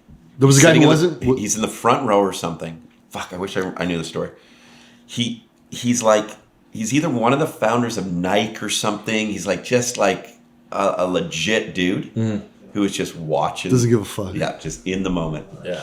I read the story about the Nike guy. It's a great story. The book. There's a movie coming out, Air, Is it? Yeah, with man. I Matt gotta see Damon it. and Ben Affleck. I love this book. It was amazing. Yeah, I'm really excited about that too. Yeah. Well, the movie. I don't want to read anymore. All the time. I do audiobooks. Well, yeah, we do audio. Yeah. Oh, smart. If you're on the road or driving, whatever, run an audiobook. How are the Jays this year? I don't even know. I want to go to the home opener. We should go home opener, all three of us. I'll go to the home when it's home Sure, opener. I was looking today at tickets, to be honest. I was already about it. Is it like in a few weeks? It's, April 11th, so I think it's next Tuesday. Yeah, I'll go to the home opener. that's home opener. Maybe down too. Yeah. Yeah. Let's get some good seats. I was looking at the ones we sat last time. Me and him sat like the best seats there behind home plate. What are they, like a few $100? But no, they can't even get them now for the home opener. You know, whatever. Who cares? You know what's funny? I was at my stepfather, such a nice man, calls me up last minute. He takes me down to the Blue Jays game. And I haven't, because of the kids and work, I like barely go to games. Go to Leaf games, but a lot of it's networking, like bankers and things. And we're sitting he had like great seats. I didn't even know. They were like third row behind the Yankees bench. And it was the day that Aaron Judge tied Roger Maris's record. And you see me on TV. I'm like in the background. I was wearing a Red Light Holland shirt. Oh, yeah? It's hilarious. Oh yeah. I'm like going That up. must have been to- a cool game to go to. I was going up to like his mom and like his like Roger Maris's son or something, Wow. and I was like, They were right in front of you? Yeah, That's crazy. I felt like it was like a Todd on the Small street world. bit. So you gotta pick the game because it seems like every game you pick is a good game. Yeah. Well, he goes to a lot of games. yeah, enough. I'm Big sports fan. I've been a good game. I've been lucky. I've been at good Yeah. games. I've been like, well, I was also at the Raptors when they lost before they won in Gold State. Like when they won it, that was the one he wanted to win because you were there. So I see losses. Yeah. Have a great sports story. Tell us. I want to hear the sports story. I want to hear the best Todd on the street story. Okay. Yeah. Hold on. Before you tell the story, did you used to go to hotel rooms like of hockey players? Oh yeah, no, And bang on Vince doors Carter or in the something. morning? No, they used to do shit to who was it? These are fun stories. Like if I did that today, I'd be arrested. Like, 100%. it's amazing what we got away with. Yeah. They used to torment the other teams during the playoffs. I remember it was hilarious. So okay, let me before I forget, I'm Yeah, gonna tell you go a cool for story, it, but yeah. let's talk about that too after. Yeah. This is fun. Thanks, guys. Like I'm so stressed. I want you to know. Like I'm working so hard. Don't running be. all You're these doing businesses, amazing, man. Yeah. Got these kids, and like this is really because I used to love just talking. That's what I did. I just made money and talked and had fun. No, it's So nice. thank you. It actually gives us an opportunity to unplug too because we're pretty stressed here. Yeah, we work hard. We work a lot. You guys work hard? We work hard. Yeah, we barely take lunch sometimes. Just Yeah, we nonstop just on the- work. That's awesome. And now like I'm in the middle of a move too, so it's nice to like. Yeah, it's nice. That's nice. Yeah, it feels like Enjoy it was myself. Friday, which is great, so you can relax a bit. Yeah. I hope I tell the story well. So, in I don't even know the year, 2000. You could Google it, but like 2000 and probably 10 or something. Chris Chelios retired, and maybe a little later actually, and they had a party for him at the Hockey Hall of Fame, and then after everyone went to Gretzky's, the restaurant. Is it still around? Yeah, I think Yeah, so. On Blue Jay Way. Yeah, I think so. So my buddy is a bigwig at TD, he's executive vice president at TD Bank, and they're very connected to Gretzky.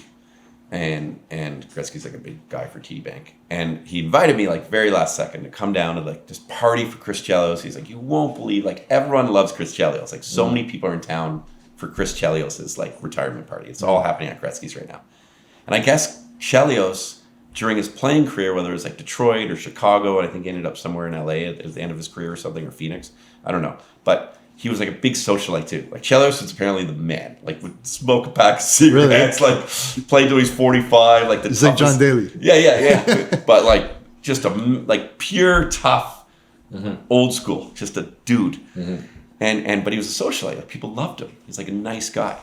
So he became friends with all these celebs, and especially I think for the remaining of his career in LA. So I think he was in LA, but anyway. Or maybe he just had a place in Malibu. I think that's what it was. So long story short, you walk in, it's like Cindy Crawford's there, Cuba Gooding Jr.'s there, Kid Rock's there. What? Like there's just like it's just crazy packed with celebs and a lot of hockey players too, and like old school guys, and Gretzky's there. Like Gretzky and him were like buddies, really good buddies. So, and there were a million other celebs there that night, by the way. But I'm already kind of drawing some blanks. I know Gretzky so little. I interviewed him twice in my life. Never in a studio, but like on a junction, like a street bit kind of thing or whatever. Junket. So he actually like remembered me. He's like, radio guy. Didn't say my name. Radio guy. That's cool. How are you? Can you imagine like Gretzky to me? Like it's like the craziest thing ever. So I had a few drinks at this point. So I sneak in. We're sitting in like one of those like bar, like the bar areas where like two seats face each other and there's a little table in between you. So I sneak in like the benches. So I sneak in and I'm like sitting next to Gretzky. He's here. A couple like big business guys are there. Like John Bitoff was one of them. And all these like really wealthy, important people.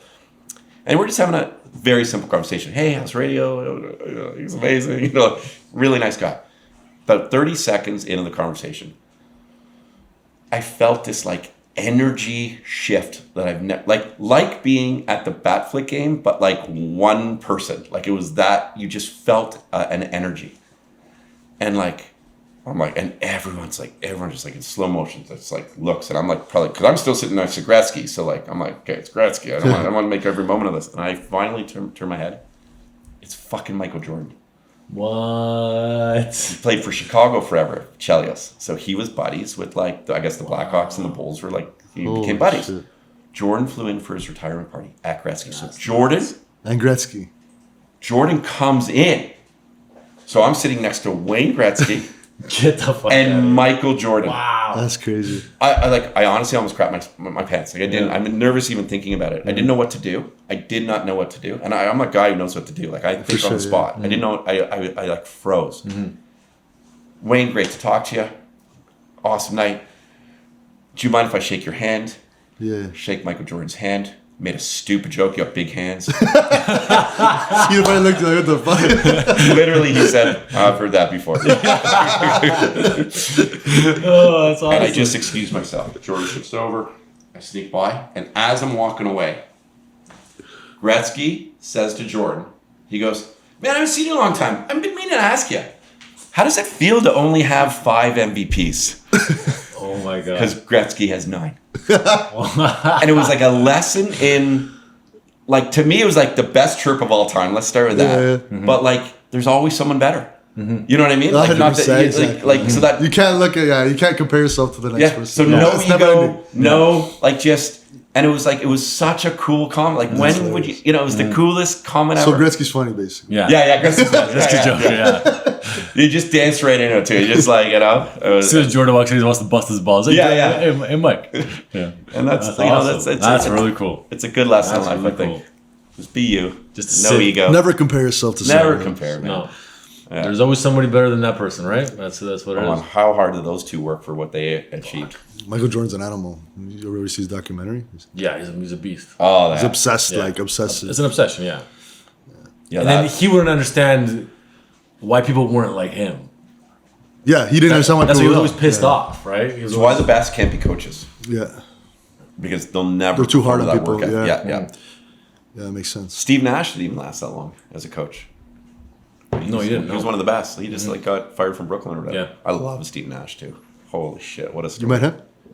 I've never met him. Oh, that's not true. I briefly met him, not through, it was just luckily in Manhattan Beach in LA. I loved going to LA, and I would stay in I stay outside of LA in Manhattan Beach, like 45 minutes away. I love being on a beach. And I just met him at a coffee shop, because he was living there at the time. Yeah, coolest dude. You probably met so many fucking You met a lot of people for sure. I met a lot of great people. I'm comfortable now talking about the people I met. I'm 50 in June. 30 to 40 was like a build, fearless, do. 40 to 50 was don't compromise, family, wealth. And 50 to 60, which I turned 50 in June, I'm going to focus back on health. So when's the 50th birthday party? Oh, I got a lot of people bugging me when I do for my 50th. Some of my boys are. I'm going. We're because we're all the high school boys that my boys. Some of them were rich. I said earlier, but all of them have made such good careers of themselves. Whether lawyer, rich, and hardworking and family guys. Not one are divorced. Nice. It's really neat, and we're all gonna probably end up divorced after our 50th party in Miami. Yeah, we're going to Miami. I thought you were going to say Vegas for some reason. No, we're going to. Yeah, we've done that. Miami's a cool place. You were just there. Vegas is. I love Miami. I prefer Miami over Vegas all day. I used to love Vegas, but I don't know. I think I prefer Miami now. So, but yeah, I knocked on doors. That was fun. Yeah, so you did that in the radio days. Pre game. What would you do? What was your? Yeah, the whole theory was when we were working in radio in the old Edge days. Was wake these guys up early, and you'll throw them off for the game later. They're gonna be fucking tired. Yeah. You guys are calling the room and shit. Yeah. So who'd you guys do it to? Would you bet? I can't remember now. Would you bet on the Leafs for these games? I'm actually not a big bettor. To be honest, I don't know. That would have been that's what I would have done. Let's bet, dude. That's a great movie script. Some guy bets a lot and then takes out a guy's knee or something. Some sick guy. They don't know why guy. Some guy. That's a great movie script. So we did it. We first did it to. Oh my God, this is a good story. Jason Spezza of the Ottawa Senators. Mm-hmm. Yeah. So I'm really, really proud of this story. And we love the Senators, right? Oh, God, yeah. We love them so much, yeah. It was right in the Alfredson hate days when Darcy Tucker was jumping over the bench. It was those Senators. Mm-hmm. Fucking, yeah, the worst. Mm-hmm. So he was staying, I think it was the King Eddie, and which is close to the studio. And so listeners would call us and worked at hotels. And I'm like, okay, we're not supposed to tell you this, but he's in room whatever. Oh my That's God. amazing. So yeah, because you guys had so much influence. Yeah, we did. It was huge, right? So, man, so we got the room number. So they'd send me over, and I'd only be on a cell phone, the old flip phones, whatever. There was another text, even email or anything like that yet. There wasn't social media. And I would call on air. I'm like, okay. So I had to create a story. I couldn't get up to the room because you need the buzzer. You got to put the key to the fob to get up. So I went to the front desk, and I pretended I was disheveled and hungover. Oh wait, I was disheveled. I was hungover, but I pretended I was Jason Spezza. I'm like, oh my God. And I said, I lost my key. I was at the brass rail. I went home with a stripper. Coach is gonna kill me. We have practice soon. If I don't get a couple hours, I'm done. You're not. I'm I'm Jason Spezza. I'm here's my room number. How would I know this if I'm not Jason Spezza? So I had the room number. Oh my God. And I said, give me a key. I lost my key. My wallet was stolen, everything. Oh yeah, they asked for ID. I'm everything was stolen from the stripper. And they gave me a key. I talked them into giving me a key. Wow. Went up to the room. And now I'm what do I do now? Right? Fireworks. Get some fireworks. Yeah. So I was smart enough at the time not to go in the room. That would have been bad. That would have been overboard, I think. Yeah. But I definitely knocked on the door. So I knocked on the door. Spezza comes out. I'll never forget. He's wearing just boxer shorts, Jack guy. Clearly I was not Jason Spezza. This is a very athletic, good-looking human being. But he did look a little disheveled because they all, in the playoffs they always do. So there's something there. And anyway, he just he's what are you doing? I'm like, you guys suck. You're gonna lose tonight. That was the bit, right? It was stupid. It was it was just getting there was the big bit. And he's they always chuckle. The hockey players are cool. He's oh, I slammed the door kind of, and I ran out. But what made the story really cool, and this was all on air, because they're laughing. You got to me, woke him up, and I'm running through there. I'm what do I do now? How do I get out of here? So as I'm running out, I'm like, I'm not going to the elevator. Like I'm going to the, I'm just walking down the stairs. I'm going to the emergency exit. And just before I got to the emergency exit, security grabs my arm. I'm on air, by the way, at this point. They grab my arm. What time was it in the morning? Like 6 a.m., 5 a.m.? This would have been a little later. By the time I got the key and everything, it was like now 7:20ish probably. I don't know. Grab my arm, and they're like, "We got you." And I'm on air. I go, "You idiots!" I go, like, I just got woken up by some fucking guy. I didn't swear. I was on air. I'm like, I'm just trying to find him. I want to pummel him, like, you know. And they're like, "Sorry, Mr. Spezza, sorry." I'm like, I'm going back to my room. And I'm going back to the room. I saw another exit, and I just darted out of there. That's hilarious. And literally, that was on air. Like can't make that so stuff fun. up. I'll tell you one story, interesting story. Clever, man. To come up with that. When you are like public facing CEO and there is so much around you have to be careful of. Like you represent shareholders. My fiduciary responsibility of every decision I make for the company is based on other people, not me. It's like, is it in the best interest of them? Mm-hmm. And it does. There's a sort of a different class you actually have to put yourself in. Like I don't mind drinking on a podcast and stuff, but I mean when you're out and some of the zaniness that I do miss and the craziness and stuff. If I'm around people now that like I actually consider like liabilities, more like they're the best guys, they're the best people, but think they get in an argument with someone or maybe say stupid things really loud at tables or they're not leaning in. It's like I've actually like been very careful of like how I present myself in public. I really am careful about that, and unfortunately. There's some really amazing guys I know, but if they can't kind of like just hold composure, I actually, I won't go out with them anymore. It's weird. Like you gotta evolve. No, I got friends like that too that I don't want to be around too. Because they don't grow up. Like it could hurt your client. Some people right? can't drink either. Like, oh, that's the worst. We have people like that too. It's like fuck. Sometimes we're at Philippe. Every time he drinks, he starts crying. He starts bawling his eyes out. Hey, Philippe. It's gonna be all right. Yeah, but there's those guys like use this drink and they just want to fight and like, bro, I'm not 21 anymore. Like, fucking get over it. Like, and really say dumb things. Like I don't mind anybody's opinion on things. I love healthy debates. I love that stuff. But like getting aggressive in opinions and like you're right, and then you got it louder, and then it creates this thing. It's like, it's no time for that stuff. Yeah, that's for sure. Especially you're the face of the brand, right? Yeah, and the other thing, like. And you're seeing this. Your clients are like, well, I see the houses you do. We're starting now. This last like month or so, whatever. We're pricing some billionaires' houses. Yes. Like they're not even houses anymore. They're what do they call them? No. There was a west wing, east wing, north wing. Like it's like their whole family on this fucking. Yeah, it's like 5 different houses with all connected by these are for billionaires. Underground garages, tunnels connecting everything. So we could do it because we've done some big ass shit. It's not a problem for us, right? But it's like, but everything's hush hush. The brand is. You don't know who the client is. No, you don't know the name of the client. Like, I see. That's interesting. Because I was gonna say the more successful people you meet, man, they're the most down to earth, real. But they have that again back to like the positivity, but also like this class about them. It's not to say they're not opinionated. It's not to say they don't say what they believe, but they do it in a way that it's like just so respectful of others. Yeah. And it's such a nice thing to practice. And I laugh kind of at the tryhards and the players and they try to have bravado and act like it's like no wealthy guy acts like that. No wealthy lady acts like they respect people's differences. Yeah. And they don't need to be the loudest voice in the room. It's a really neat lesson and people want to give back. Like if you're able to learn. Like, I've had so many mentors. Brad Lamb's one of them, man. Brad Lamb's a very wealthy guy. Yeah, I know. And he's a very busy guy. And yet he gives us time for the company, but he also gives us time for me specifically to, like, guide me, to shape me. They in the world of academia, they would call it, like, you sponsor someone. Like, you find a kid, you sort of sponsor him into academia, like, make sure... We're doing a building for that he used to own right now, Wellington. Oh, wow. Yeah. But I've had guys like, Bruce Linton's another great example, like, mentored me... like I'm friends with like Danny Reese, the CEO of Canada Goose. Like it's crazy. Like I think nice. It's crazy to me. I'm his friend. Like we hang out, and they're down to earth people, right? And they always want to share advice on growth. Like they don't look at Red Light as a small company and that they're bigger than it. Even though it was, I think he did 1.2 billion in revenue last year.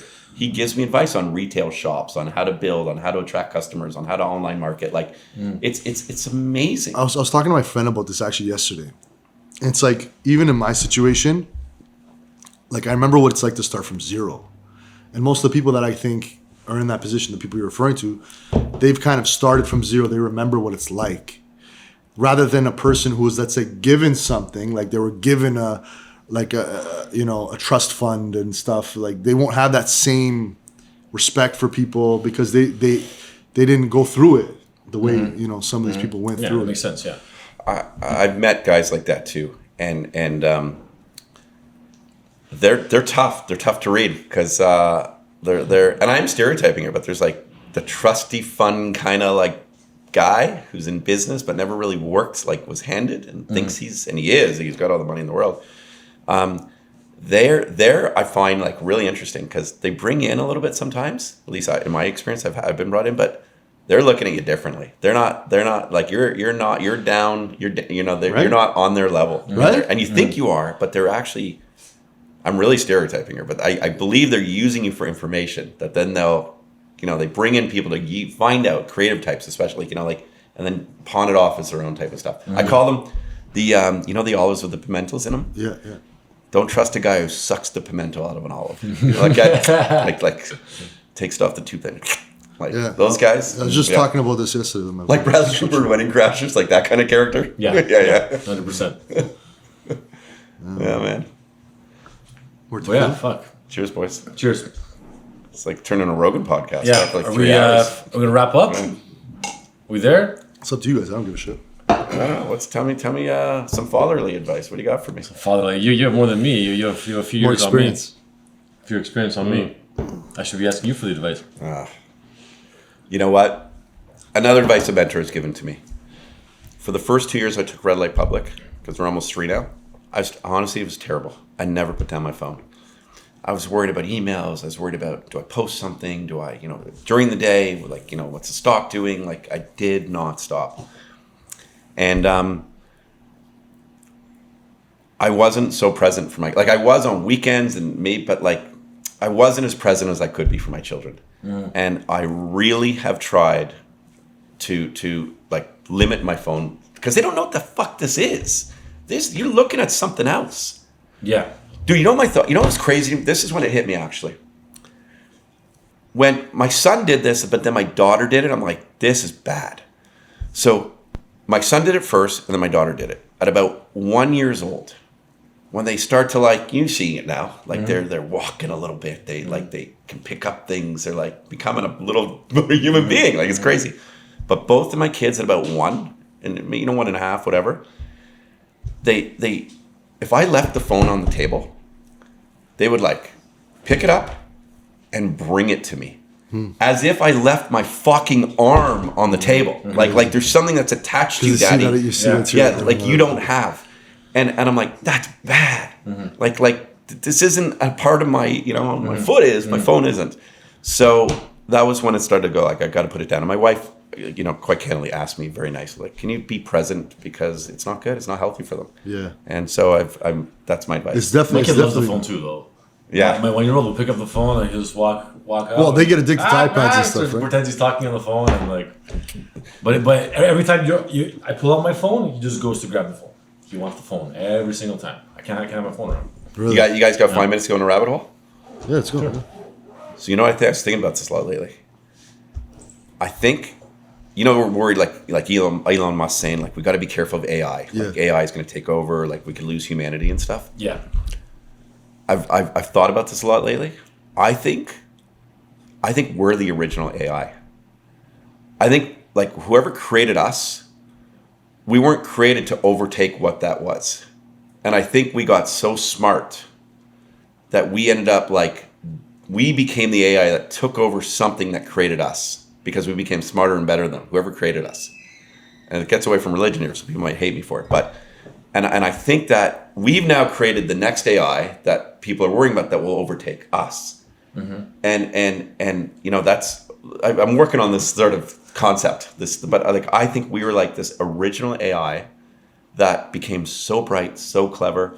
And the next gen, it's like the way I look at it is like I'm like an iPhone 1. Like I'm falling apart. I'm slower. And the next gen, the next kids, like everyone's getting smarter. Everyone's getting more ingrained into this. And eventually the AI will just like, we'll either melt into it or the AI will just take over us. And then we're going to be lost. And what's the next thing that takes over? Yeah, I mean, it's there. Like, we're lost in the phones. Even my own parents. My parents Yeah. are like 60 something. When I'm at my parents' house on the weekends, everybody's like yes on their phone. My mom's there, my dad's there, my sister's there, me, and everybody's there. I think we were like Even my the own last- parents, and it's like kind of crazy, right? Because they're like old school, but they're still. Yeah. And they're playing like they're playing these stupid games, you know, that like 5-year-olds play. Like my parents play these stupid games, the ones where the bubbles burst or whatever. I don't know. They're like, get the fuck out of your head. You know, you're like, Jesus, they're not even doing something intellectual like we think they would be. Yeah, it's crazy. It's we're scary. getting deeper and deeper into it. Like, it's By the way, even your house, it's all AI. it's crazy. Turn on the lights, wipe my ass. Everything is done AI. What do you mean? I hate new cars for that reason, by the way. Like, because I'm a driver. Like, I want to see if people are like, I don't want my car driving for me. I'm sorry, I don't. Like, I want to drive. I want to be in control. It's gonna be iRobot. That's what it is. It's gonna be iRobot. Dude, But even the cars. So did you get scared for your kids? All electric, 100%. Yeah, you do. 100%. That's why I want to move them to Cuba and just live in Cuba for the rest of their lives. Jerry wants to go to Florida. Florida's even worse. I like Florida because of These people are Florida's direct. all- People are at least I direct. like DeSantis. There's crazy people there though. But you know what you're getting. Oh, whack. there's crazy. Well, Yeah, there's whack. crazy people everywhere now. Yeah, that's we gotta help people. Yeah. That's the problem. We gotta focus on helping people. Man, like with the kids, you'll see soon. They get savvy on this technology a little quick. They're like you know, like you'll see when your kid's like 3, 4, 5, they'll literally start to tell you how to do things on their phone and stuff. Insane. Like you're like, what? Insane. Yeah. I'm going through that with my nephew. My nephew has like my PlayStation. I gave him a PlayStation to play it at my mom's house, and he's fucking on my PlayStation, on my account, buying shit. Oh, that's actually a I'm big getting issue. emails. That's a big issue for parents. That they get access to the accounts in their app stores and everything, and they're buying like, you know, whether it's Roblox or whatever, they're spending a ton of money. That like, you know, you gotta monitor that stuff. And the thing is, you try and monitor it, but at a certain point, the kid's is smarter than you in technology. So then you can't really monitor what he's doing because he's smarter than you. He's gonna find loopholes or go around the way you're right. You know what I mean? It's just You're totally right. Yeah, they'll create their own password, Little new pass, profile yeah. or New whatever. profile, Yeah. back door to something, you know. Fuck. It's wild. Dude, I forget. Do you want kids? Did we talk about this already? I'd like that one day. Yeah. Yeah. How old are you now? I'm at a position now where like I'm kind of setting myself up for that, like building a nice house and all that. So like, you know, I just want to be, you know, good. How old are you? 35. Oh, yeah, you got time. When did you have your first? 42. Yeah, I got time. And my That's first 7 years. 42. It seems like I started young. I got 7 years left. I was Jared. what, 30. See? I was 34. You know, I used to want to write a book that was called "Wait Till You're 40 to Get Married," because then you get to live your life. And now I'm writing a book which is "Don't Ever Get Married." Yeah, honestly, for me, I was single for most of my life. My 20s. I wasn't. I wanted to. So me and Jerry met actually because I was dating a girl for 10 years. I almost married her. I think I told you the story. But Yeah, you might yeah. forget. But I was married for a girl for 10 years. I almost married her. Then I opened up Skylux, and shit started to go downhill because I was working a lot, and then she was like, you know, she didn't like it. And long story short, we used to go into big fights. Me and Jerry, Jerry, his wife is married. Sorry, Jerry's married to my ex-girlfriend's best friend. Ah, wow. That's how I met Jerry. That's wild. So we went on a cruise together, all of us, 4 of us, whatever, had fun, and then it went down. I got to a big fight with her, and then this went downhill. This was when I first opened Skylux. And Jerry's like, I want to come work for you one day. So you got a partner out of it anyway. Yeah. It's crazy. Yeah. You got something It's meant to out be, of it, right? Are your wives still friends with us? Like, Yeah, they're still friends. Yeah. So it's amicable. Like it's Yeah. Is she? She's married. She just got married? remarried, She's right? married, yeah. Jerry went to the wedding. But is she happy for your success? Do you know, like for what you build and what Probably you put not. I wouldn't be. I wouldn't be. I don't know. That's fun. No, I'm sure she's happy. I don't know. I just think I'm that happy for her. You know, I like any ex or any even ex friend or something. I like love people's success stories. Yeah. Like I really and like even if they're not like it's the greatest thing we have are people's success stories and Yeah. celebrate them and learn from them. Yeah. So and it's hard sometimes. Like that's again people get like ego or they get jealous or envious. Like no, don't learn from it. Yeah, exactly. Yeah. Yeah. So I hope You can learn anything from anybody. Yeah. Because what a great choice you made. Because this is your, like you said earlier, it's your fucking baby. This is your baby. Yeah, I had to. I had Yeah. no choice. Yeah, and you're killing it.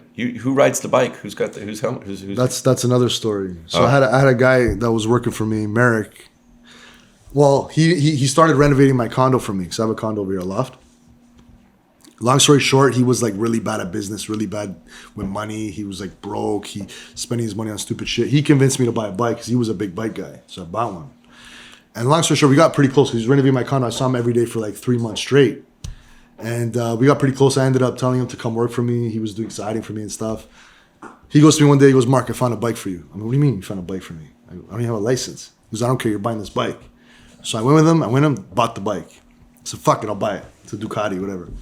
I called around to insurance companies and shit. They're like, we're not getting you insurance. Like, you don't even have, even if you had your license, you're still too young to ride. It's like the Ferrari of bikes. Really? So they wouldn't insure me no matter what. Even if I had a license, I didn't have one. I'm like, oh fuck. So I was figuring I was gonna go get my license. I used to ride around with him without a license. He was fucking crazy. Psycho. He was a lot younger than me, a lot more brave. He used to wheelies on the highway and shit. Jesus. Long story short, he came here one night on like a Friday. He's like, hey, let's go for a ride. And I'm like, no, I don't feel like it. Whatever. He went for a ride and then he got killed on the 427. Oh, fuck, dude. Yeah. Merrick was a good kid. Oh, Yeah, that's all guy. God. Really nice guy. Yeah. Well, yeah, it was tough. I was worried you were going to go there. I thought, and then I was like, okay, you just got your license suspended. I thought you were going to say Yeah, but, so then I ended up selling the bike right away. I'm like, I bought the bike for him, right? So Bikes are fun. Bikes are fun. no, he was crazy, man. He was fucking nuts. He was amazing. really- You guys don't see the shit that I saw on the highway with him. Like he was fucking psychotic. So you know what's interesting is that I've taken up like snowmobiling, and a lot of people kind of use those as parallels, like from bikes and snowmobiling. And I only started 2 years ago, and like to be honest, man, like there are guys that ride crazy on these snowmobiles, and when you're on little trails, like people are coming so close to you, and like They're fast as fuck. Trees fucking everywhere. they yeah. are. Well, look what happened to Schumacher, right? And they're so fast. Yeah, like I mean, these things go 180, 190, no problem now. Schumacher was skiing or snowmobiling? Skiing, but I'm saying it's the same kind of thing. You yeah. had a tree. Yeah, Tree, yeah.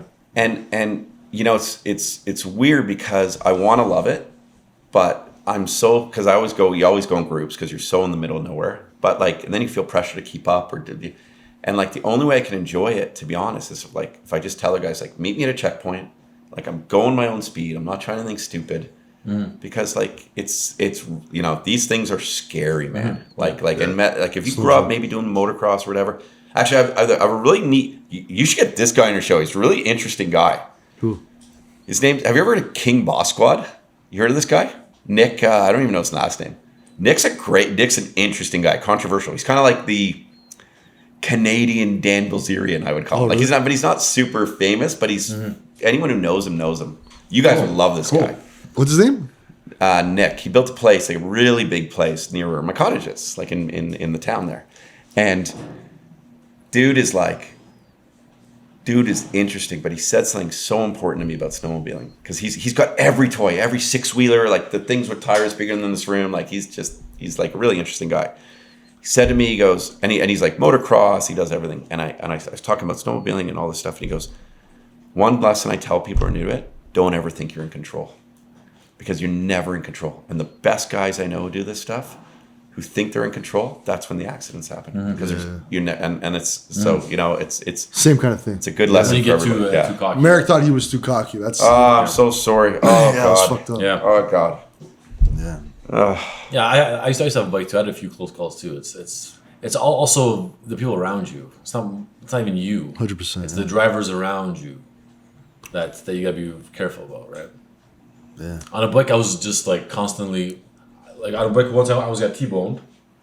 After that, it was just constantly looking left, right. If the guy's making a left, is he approaching? I'm gonna slow down a little bit. Just thinking worst case Very scenario. defensive, you know? yeah. Defensive. Everything's got driving, to be and even like driving these days, you got to be more like we forget. You know, like I think like the order of deaths, right, are well, it's like there's like car accidents are right up there with like the most amount of deaths in like you know like in North America. I could be wrong with that, but I was just watching a little clip with Jon Stewart he does this podcast called The Problem, and he was like, I forget. Oh yeah, firearms are number one. And Really? Yeah. In Canada? This in America. Yeah, in America, yeah. not Yeah. here. and then it's like I think cancer, car accidents, but car accidents, like a lot of. So you got to be Okay, let's end on this. Are you guys nervous about Toronto now? Like, or is it just getting old? And was everyone always nervous? Like, no, it's worse than ever. I think. So meaning, and I know you. You're like me. Like we're vocal guys. Like someone honks, and they were pissed off. We honk at him, whatever. Like my wife's like, Todd, stop. What? There's no payoff because you never know who you're gonna. Yeah. My wife says the same thing. Yeah. Because I'm heavy on the honk. You know, there's stories like in BC, just like 3 days ago. By the way, you guys get your news from Six Buzz or whatever it's called too. It's like the most reliable news source. Was the Six Buzz that was very like? I think I unfollowed Six Buzz. Did you? Oh, yeah. Once you do, you're like, why am I getting all my reliable news from someone who goes, y'all, what y'all think of this? Yeah, like you don't see that on CNN or MSNBC or whatever. What y'all? Oh my god! Like this is where I'm like creating conversations with every day, and like people like ever like, oh yeah, I heard that story too. You know, it's amazing what that person's developed. But I think I saw the news where like some dad was just like mad at like someone in BC. Yeah, the vapor. The vape. Fuck. Just don't blow your smoke, and then he got killed in front of his kid. In front of his kid. That's crazy. 3-year-old or 4-year-old or something. Yeah. And then another dude in Georgetown where someone was walking his dog and told the guy to slow down. He got shot. I think the problem is, like, in my opinion, is the kids. So my buddy works for the Blue Jays Care Foundation, and he was saying that he went to juvenile detention center or whatever to, check on or whatever, talk to people. And one of the kids there was one of the kids that robbed Mitch Marner, 13 years old. Are you kidding? Well, he stole his Range Rover, right? Yeah, 13 years old. Really? So, like, you don't realize these kids are like, fuck. 13-year-old stole with the a gun. Range Rover? With a gun, yeah. Went up to him with a gun my and took the Range Rover. God. So these kids stealing all these cars and shit, all these Range Rovers, they're all kids. They don't know better. Like, like they're just wrong upbringing. They're told, they got Look, somebody what were telling you them doing when you were 15? You were a fucking maniac. Like, when you're younger, you don't have fear. You just, Yeah, you have no fear. That's a grade 9, grade 8. Yeah, you have no fear. But you know what? Like, you know what I did? Like, I'm not But I was playing basketball. I was doing fucking like. Were you good ball? Were you good baller? No, I know. I'm just saying. I was Like, playing sports. Yeah. no, but I'm just saying, like, you had no fear. You did a lot of crazier shit than you wouldn't do today. You know what I remembered I did that was you have no crazy? fear. I did a couple things, and I'm not proud of this. So when I was like 12, 13, 14, whatever, we like would egg neighbors' homes for no reason. Like, so stupid. Like, But like, there wasn't a gun involved. You know what I mean? 100%. And the other thing I did that I like on a summer night, I remember we would. I shouldn't say this as a CEO of a public drink. I'm not going to say it. So what's it? Tell me here. Let's take it up. I don't care. Later. We would go. We were like part of our street. Like if we went down a little further, so we got like a crazy long hose, and we hooked up a sprinkler system, and we would like on beautiful summer nights, and we would like turn it on right as like convertibles would go by. But it's not that, but like you would like it came out of nowhere. As a kid, right? You did stupid shit. But it's scary, and you're right now. So it's the kids you gotta watch out for. Yeah, because they have no fear. They're still, and they don't know better. They don't know better. That's really scary. And there's no punishment. Oh, there's zero punishment. For them, no. Well, under 16, there's nothing. There's a slap on the wrist. The problem is, if you do something, you should be punished for it. Not going out on bail the next day and fucking doing the same thing over again. I think we got to really, tighten up our justice system too, right? I don't have any answers. There's so many people, and there's always bad apples. Unfortunately, there's also others who like aren't bad apples but just make stupid mistakes. And like, where are the resources? I'm gonna bring it back to mushrooms, guys. Like, it will help people. I really believe that. And I think I would love to maybe if I don't die doing this because I'm stressed all the time, but like 10, 15 years, like if this ever becomes a thing, like if it does, if we can be a part of a legacy to actually help people, like dial back from this. Wiz Khalifa jokes about doing mushrooms. He wrote a song called like Peace and Love. Like it's as simple as that message is. Like, why are we destroying each other? So I hope that magic mushrooms can be a part of that solution. I really do. I really, really believe that. I think it's something we need.